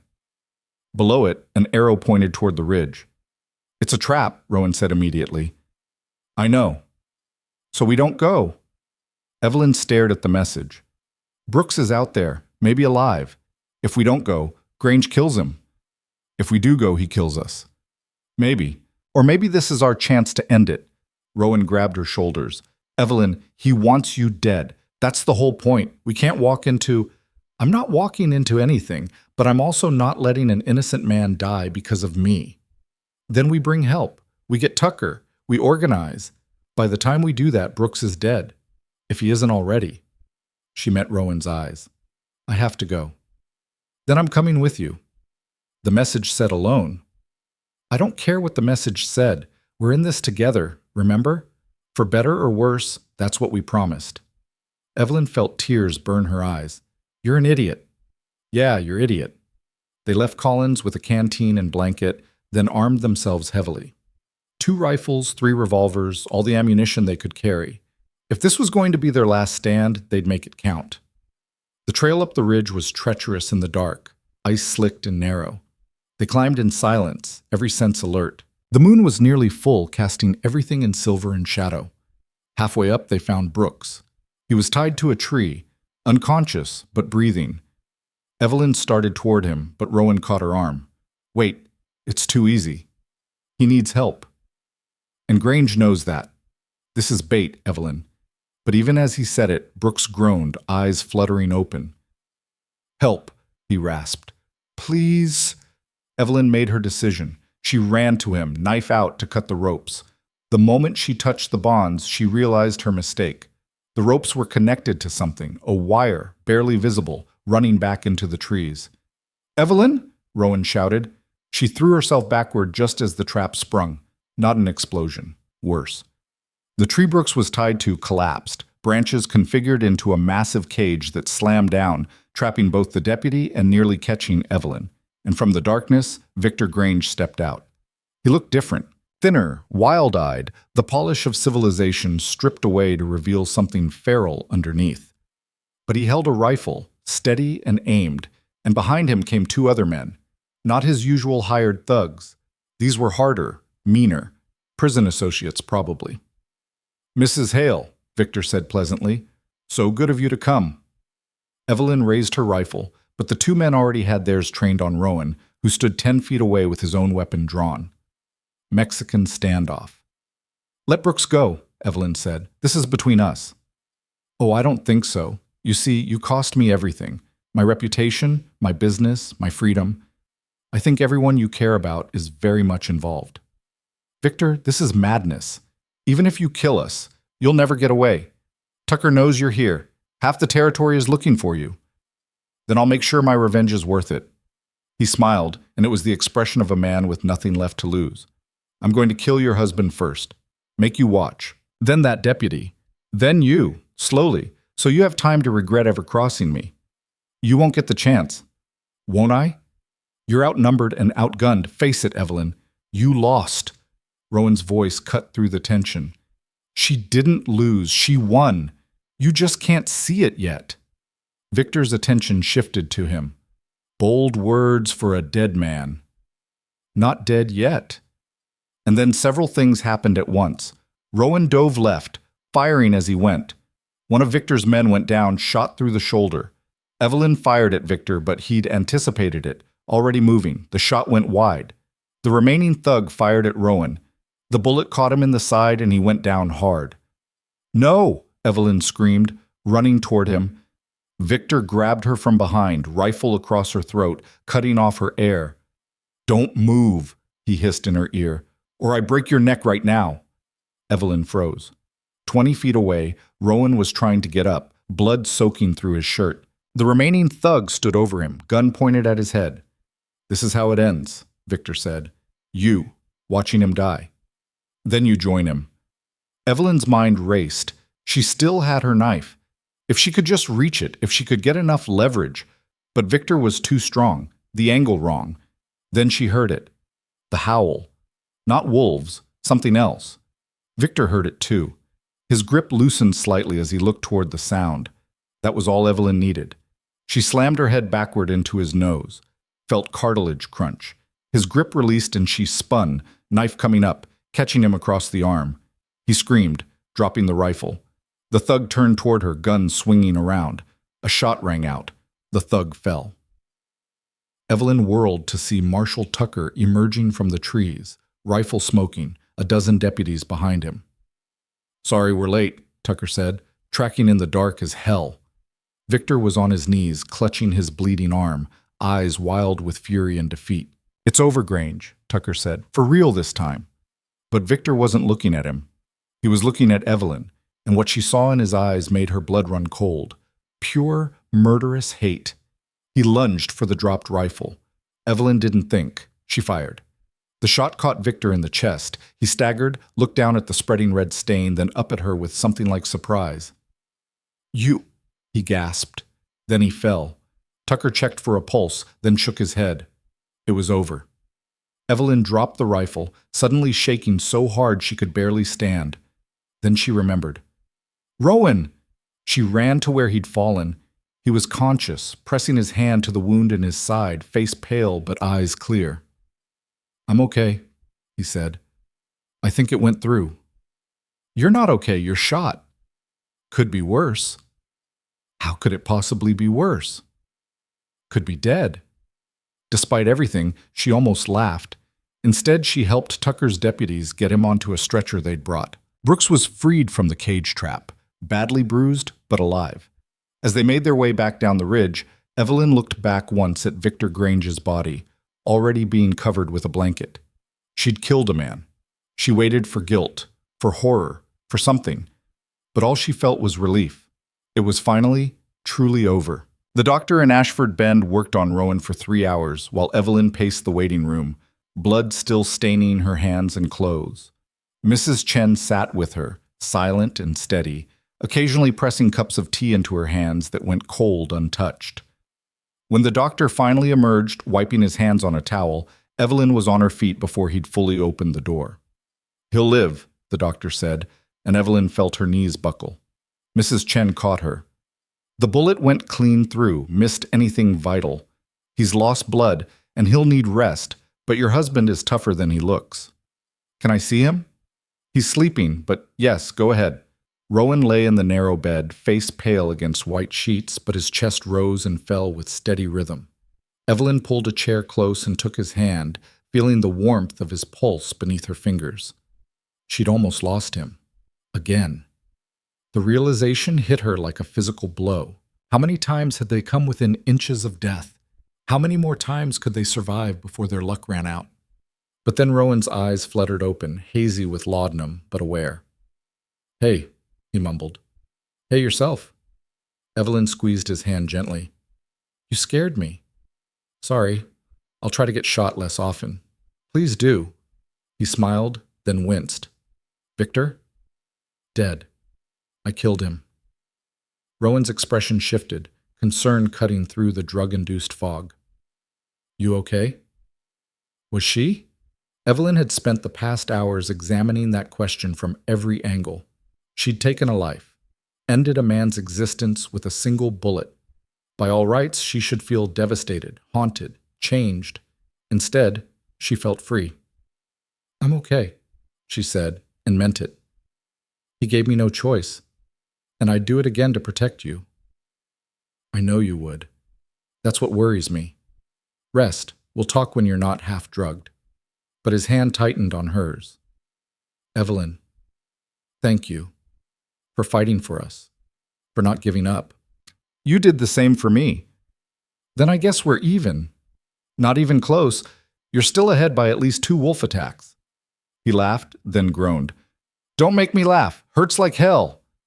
Evelyn stayed with him until he drifted back to sleep, then stepped into the hallway where Marshal Tucker was waiting. Walk with me? Tucker asked. They went outside into the cold morning air. Dawn was breaking over Ashford Bend, painting everything in shades of gold and pink. It felt surreal after the violence of the night. There'll be an inquest, Tucker said. Standard procedure for any shooting. You'll need to testify about what happened. Will there be charges? Against you? No. It was clear self-defense, and I have a dozen witnesses who saw Grange's ambush, but the process has to be followed. Evelyn nodded, too tired to feel relief. For what it's worth, Tucker continued, you did the right thing. Grange would have killed you both if you'd hesitated. Sometimes the only choice is to act. Doesn't make it easier. No, but it makes it necessary. He stopped, turning to face her. I've been a lawman for 23 years, Mrs. Hale. I've seen a lot of people in impossible situations. Most of them fold, break, give up. You didn't. You fought for yourself, for your husband, for this whole town. That takes a kind of courage most people don't have. Or stupidity. Tucker smiled. Maybe both. Either way, Ashford Bend is better for it. You're better for it. After he left, Evelyn stood alone in the empty street, watching the town wake up. Shop owners opening shutters, early risers heading to work, children playing in the snow. Normal life, continuing like the horrors of the past months had never happened. Except they had happened, and she'd survived them. She'd more than survived. She'd won. The inquest was held 3 days later in the town hall, packed with curious onlookers and concerned citizens. Evelyn testified for 2 hours, recounting every detail of Victor's ambush, the standoff, the final confrontation.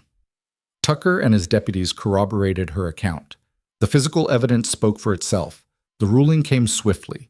Justifiable homicide in defense of self and others. No charges filed. When the magistrate dismissed the proceedings, the crowd erupted in applause. Evelyn stood there, stunned, as people she barely knew came up to shake her hand, thank her, tell her how brave she was. It was overwhelming and uncomfortable and deeply moving all at once. Mrs. Chen pushed through the crowd and pulled Evelyn into a fierce hug. You did it, she whispered. You really did it. We did it, Evelyn corrected. All of us. That night, Rowan was released from the doctor's care with strict instructions to rest and avoid strenuous activity for at least a month. Evelyn brought him home to the cabin, where a fire was already burning and supplies had been stocked by helpful neighbors. They sat together by the fire, Rowan propped up with pillows, Evelyn curled against his good side. So what now? He asked. It was the question that had been haunting her for days. What came after survival, after victory? What did normal life even look like when everything you'd known had been burned away and rebuilt from scratch? I don't know, she admitted. I keep waiting for the next crisis, the next threat. It's hard to believe it's actually over. It is over. Victor's dead. His organization dismantled. The people he corrupted are being held accountable. We won, Evelyn. Then why does it feel so strange? Rowan shifted, pulling her closer despite the obvious discomfort it caused his wound. Because you've been fighting for so long, you forgot what peace feels like. Give it time. You'll remember. She hoped he was right. The winter deepened, and with it came a quiet that was different from the oppressive silence Evelyn had known before. This was peaceful, restorative, the kind of quiet that let you think and heal and plan for the future instead of just surviving the present. Rowan recovered slowly but steadily, Within 2 weeks, he was moving around the cabin without wincing. Within 3, he was helping with minor chores. By the 4th week, Evelyn had to physically restrain him from chopping wood. "The doctor said rest," she said firmly. "I've rested enough. I'm going stir-crazy." "Then go stir-crazy. You're not risking tearing those stitches." He grumbled but complied, and Evelyn felt a warm satisfaction at being able to care for him the way he'd once needed her care. It felt full circle somehow. Balanced. One afternoon in late February, a visitor arrived. Evelyn was outside checking the traps when she heard the horse. She tensed instinctively, hand going to the rifle she now carried everywhere, before recognizing the rider. Silas Webb. He dismounted carefully, hands visible and empty, looking nervous. "Mrs. Hale?" he called. "I come in peace. Just want to talk, if you'll allow it." Evelyn studied him. The trapper looked thinner than she remembered, worn down by guilt and consequence. His wife Sarah had mentioned he'd been struggling since testifying against Victor. "All right," she said. "Talk." "I wanted to apologize, properly, I mean, for what I did. Training those wolves, setting them on you. I know saying sorry doesn't fix it, doesn't undo the harm, but I need you to know I regret it every day." "Why tell me this now? Victor's dead. The trial's over. Because living with guilt is its own kind of prison, and I can't do it anymore without at least trying to make it right." He looked at the ground. "My wife, she's better now. The medicine worked, we're getting by. But every time I look at her, I remember that her health came at the cost of nearly killing you and your husband. That's not a trait I can live with." Evelyn felt her anger soften despite herself. Silas had made terrible choices, but they'd been born of desperation, not malice. She understood desperation. "I forgive you," she said quietly. Silas's head snapped up. "What?" "I forgive you. What you did was wrong, but you've faced consequences, and you're trying to make amends. That takes courage." She paused. "Besides, holding on to anger only hurts me. I'm done letting the past poison the present." Tears welled in the trapper's eyes. "Thank you. You don't know what that means." "I think I do." After he left, Evelyn stood in the yard, feeling lighter than she had in months. Forgiveness, she was learning, wasn't about excusing harm.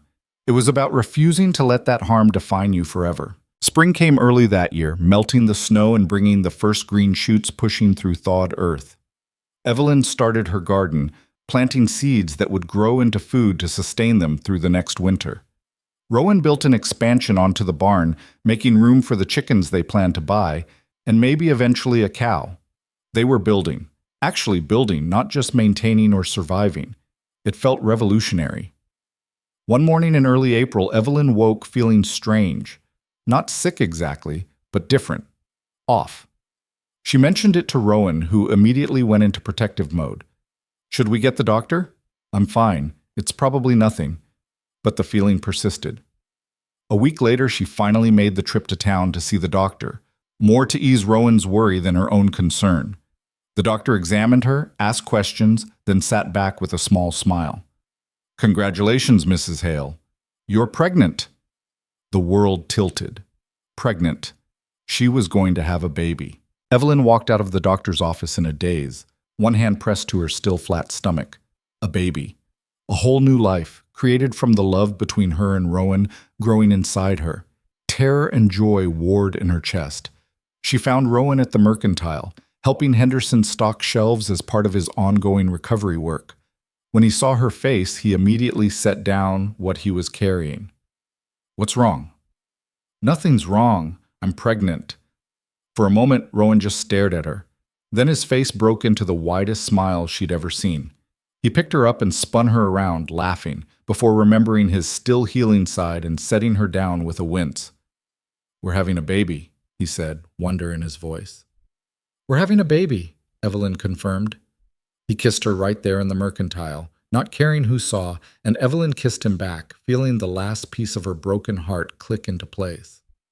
They told their friends that evening over dinner at Mrs. Chen's boarding house. The reaction was immediate and joyous. Mrs. Chen cried. Henderson broke out expensive whiskey he'd been saving. Sarah Webb promised to knit baby clothes. "This is exactly what this town needs," Mrs. Chen said, wiping her eyes. "New life, new hope. Something pure and good to remind us why we fought so hard. Evelyn looked around the table at these people who'd become family. They'd all been broken by Victor Grange in different ways, but they'd healed together, supporting each other, refusing to let one man's cruelty define their entire existence. That was worth celebrating. The months passed in a blur of preparation and anticipation. Rowan built a cradle from scratch, spending weeks getting every detail perfect. Evelyn sewed baby clothes, her stitches becoming more confident with each piece. The town rallied around them, offering advice and supplies and excitement. In late summer, as Evelyn's belly grew round and her movements became more careful, another visitor arrived. A young woman, maybe 19, leading a small child by the hand. Both were thin, travel-worn, eyes wary with the look of people who'd seen too much hardship. Evelyn was in the garden when they approached, immediately alert. Strangers still made her nervous, probably always would. "Can I help you?" she asked, straightening slowly. The woman hesitated. "Are you Evelyn Hale?" "I am." "My name is Margaret Reed. This is my daughter, Anna. We've been traveling for 3 months, looking for work, for somewhere safe to settle. In every town, people told us the same thing. If you want to see what courage looks like, if you want to know it's possible to fight back and win, go to Ashford Bend. Talk to Evelyn Hale." Evelyn felt her throat tighten. "I don't know what you've heard, but I'm not anyone special. You stood up to a powerful man who'd hurt people for years. You survived wolves and threats and an ambush. You built a life when everything tried to tear it down." Margaret's voice shook. "That's special to people like us, who've been running for so long we forgot it was possible to stand still and fight." The little girl, Anna, looked up at Evelyn with huge dark eyes. She couldn't have been more than 5. "Are you hungry?" Evelyn asked. Margaret's shoulders sagged with relief. "We haven't eaten in 2 days. Come inside, let's fix that." Over a meal of stew and fresh bread, Margaret told her story. An abusive husband she'd finally fled with Anna. Months of running, hiding, barely surviving. She'd heard about Ashford Bend from a traveling merchant, heard about the woman who'd fought back and won, and decided to try her luck here. "I don't have much to offer," Margaret said, "but I can work. I'm good with laundry, cooking, cleaning. I just need a chance." Evelyn looked at this woman and her daughter, seeing herself reflected back. The desperation, the determination, the refusal to give up even when everything seemed impossible. "You can stay in our barn until you find something more permanent," she said. "It's warm and dry, and I'll talk to people in town, see who needs help." Margaret's eyes filled with tears. "Why are you being so kind?" "Because someone was kind to me when I needed it most. Now I'm passing it on." Within a week, Margaret had found work at the boarding house and a small room to rent. Anna started playing with other children in town, her wariness slowly melting into genuine smiles. Watching them settle and heal, Evelyn felt something shift inside her. This was what she'd been fighting for, not just her own survival, but the creation of a place where people could be safe, could heal, could build lives without fear. She'd helped create that. In October, as the leaves turned gold and crimson and the air grew crisp with approaching winter, Evelyn went into labor. It was long and difficult and terrifying and beautiful all at once. Rowan stayed by her side the entire time, holding her hand, whispering encouragement, looking more scared than she'd ever seen him during any of their battles. Mrs. Chen and Sarah Webb assisted the doctor, their steady presence calming even in the worst moments. And then, as dawn broke over the mountains, Evelyn's daughter entered the world. She was tiny and red-faced and perfect, with dark hair like her father and lungs that proved she was definitely Evelyn's child. "She's beautiful," Rowan breathed, cradling the baby with infinite care. Evelyn, exhausted and overwhelmed, could only nod. They named her Caroline, after Rowan's sister. The town celebrated the birth like it was a collective victory. And in a way, it was. Caroline represented hope, continuity, the promise that life could go on and be good even after darkness. The first months were hard. Sleepless nights, constant worry, the overwhelming responsibility of keeping this tiny person alive. But they managed, supporting each other through the exhaustion and fear and wonder. On Caroline's first Christmas, the cabin was full. Mrs. Chen and Henderson, Morrison and his family, Sarah and Silas Webb, Margaret and Anna, Marshall Tucker, who'd stayed in the area after everything, and a dozen others who'd become part of their extended family. They shared food and stories and laughter, and Evelyn looked around at the life they'd built, the community they'd created, and felt profound gratitude. She'd survived wolves and corruption and violence. She'd faced down her fears and won. But more importantly, she'd learned to live again, to love, to hope. That night, after everyone had gone home and Caroline was asleep in her cradle, Evelyn stood on the porch with Rowan, watching snow fall gentle and clean over the forest. "Do you ever think about how different things could have been?" Rowan asked. "If you'd left me in the snow that day?" "Sometimes. But then I remember I didn't, and everything that came after happened because of that choice." "No regrets?" Evelyn turned to face him, seeing the man who'd stumbled into her life, broken and bleeding, who'd stood beside her through everything, who'd given her more than she'd ever thought possible. "Not a single one." He kissed her softly, and in that moment, Evelyn understood something fundamental.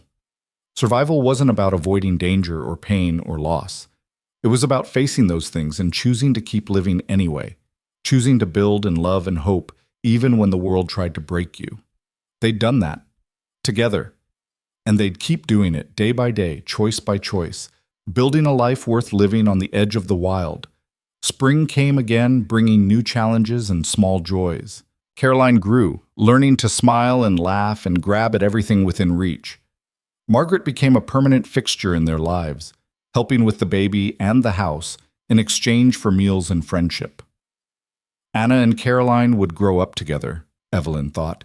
Two children who'd inherit a world slightly better than the one their parents had known. In May, Rowan surprised her. "I've been thinking," he said one evening after Caroline was asleep, "about expanding, not the cabin, but what we do." "What do you mean?" "There are more people like Margaret out there. People running, people desperate, people who need a safe place to land. What if we formalized it? Turned the barn into proper housing, maybe built another structure, created an actual refuge?" Evelyn considered this. It was ambitious, maybe too ambitious. But then again, so was standing up to Victor Grange, and they'd managed that. "It would take work," she said slowly. "And money we don't really have. Henderson's been talking about investors from back east who want to put money into frontier communities. And Tucker mentioned a territorial program for settlement support. We could apply." "You've really thought this through." "I have. Because every time someone like Margaret shows up desperate and scared, I remember being desperate and scared with wolf bites trying to kill me. And I remember you didn't turn away. I want to give other people that same chance." Evelyn felt her heart expand with love for this man who'd been a drifter when she found him and had become her partner in building something meaningful. "All right," she said. "Let's do it." They spent the next year bringing the vision to life. With funding from investors and territorial support, they built 2 additional structures on their property, each capable of housing a family temporarily. Word spread through informal networks of people helping people, and gradually, those in need began to find their way to Ashford Bend. A widow fleeing an abusive situation with 3 children. A young couple whose farm had failed, leaving them destitute. A former soldier struggling with nightmares and memories, unable to settle. An elderly man whose family had abandoned him. Each came broken in different ways. Each found temporary shelter, support, and a community willing to help them rebuild. Not all of them stayed. Some healed and moved on to new opportunities elsewhere.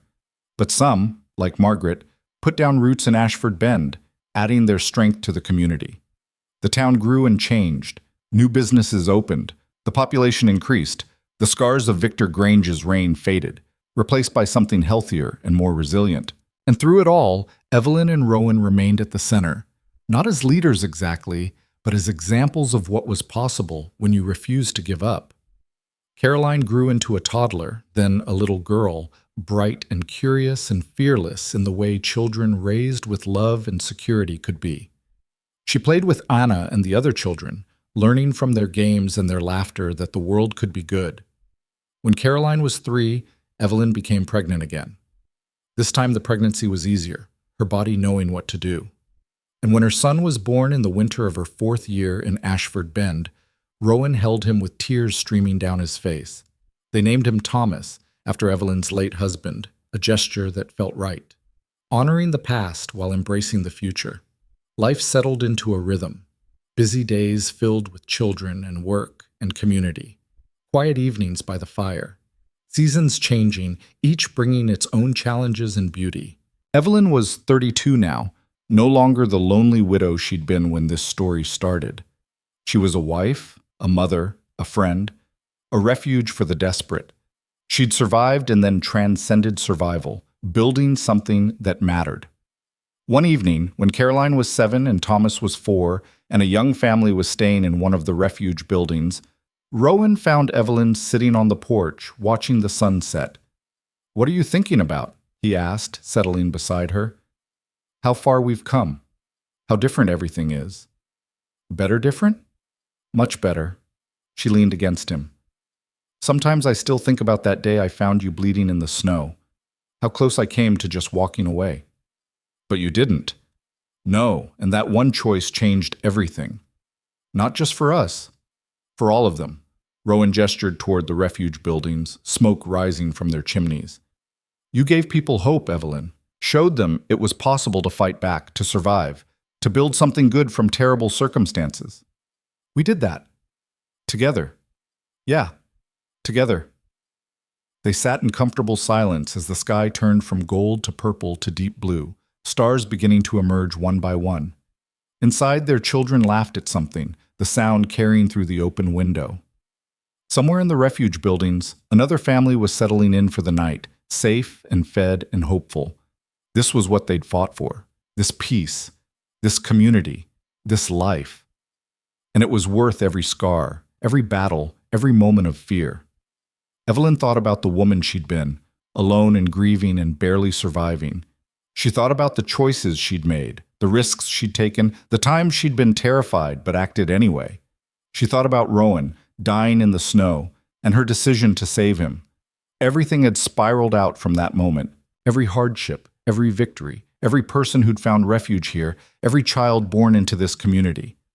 One choice, one act of compassion when cruelty would have been easier. That was all it took to change everything. "I love you," she said suddenly. Rowan turned to look at her, surprise and warmth in his eyes. "I love you too. What brought that on?" "Just remembering why we fought so hard. It was for this. For us. For the life we could build together." He pulled her close, kissing her temple. "Was it worth it?" Evelyn thought about the wolves and the violence and the fear. She thought about losing sleep and crying in frustration and wondering if they'd survive another day. Then she thought about Caroline's laugh and Thomas's curiosity and the families they'd helped and the community they'd built and the man beside her who'd become her whole heart. "Every second of it," she said. Years continued to pass. Caroline grew into a young woman, strong and compassionate, already talking about becoming a teacher to help other children learn. Thomas showed a talent for building, working alongside his father on various projects around town. The refuge expanded, became formalized with territorial recognition and funding. Other communities started similar programs inspired by Ashford Ben's example. Evelyn's hair showed threads of gray now. Rowan moved a bit slower, an old wound from the wolf attack acting up in cold weather. But they were happy. Genuinely, deeply happy in a way that survived difficulty because it had been forged through difficulty. On the 10th anniversary of the day she'd found Rowan in the snow, Evelyn rode out to that spot alone. It looked different now. The trees had grown. The landscape had changed. But she could still remember exactly where he'd been lying, exactly how terrified she'd been, exactly how close she'd come to turning away. She stood there for a long moment, offering silent gratitude to whatever had given her the courage to act instead of flee. Then she rode home to the family and life that choice had created. Rowan was in the yard, playing with Thomas while Caroline helped a new arrival settle into the refuge. The sight of them, alive and thriving and together, filled Evelyn with such profound contentment that she had to stop and just breathe it in. This was victory, not dramatic or glorious, but quiet and real and enduring. They'd survived the frontier. More than that, they'd claimed it, shaped it into something better than what they'd found. And in doing so, they'd proved something essential. That courage wasn't about being unafraid. It was about acting despite fear. that survival wasn't enough if you didn't also live, that love could bloom even in the harshest conditions if you tended it carefully. Evelyn dismounted and walked toward her family, toward the life they'd built together through determination and hope, and refusing to accept defeat. The frontier had tried to break them. Instead, they'd broken it. And in the space they'd carved out, they'd created something beautiful, something lasting, something that would outlive them both and continue growing long after they were gone. As Rowan looked up and smiled, as their children laughed, as the sun set over mountains that had witnessed their entire journey, Evelyn understood with perfect clarity that this was the story she was meant to live. Not just surviving, thriving, and helping others do the same. The wolves might have brought them together, but love and courage kept them that way. And that was worth fighting for, always.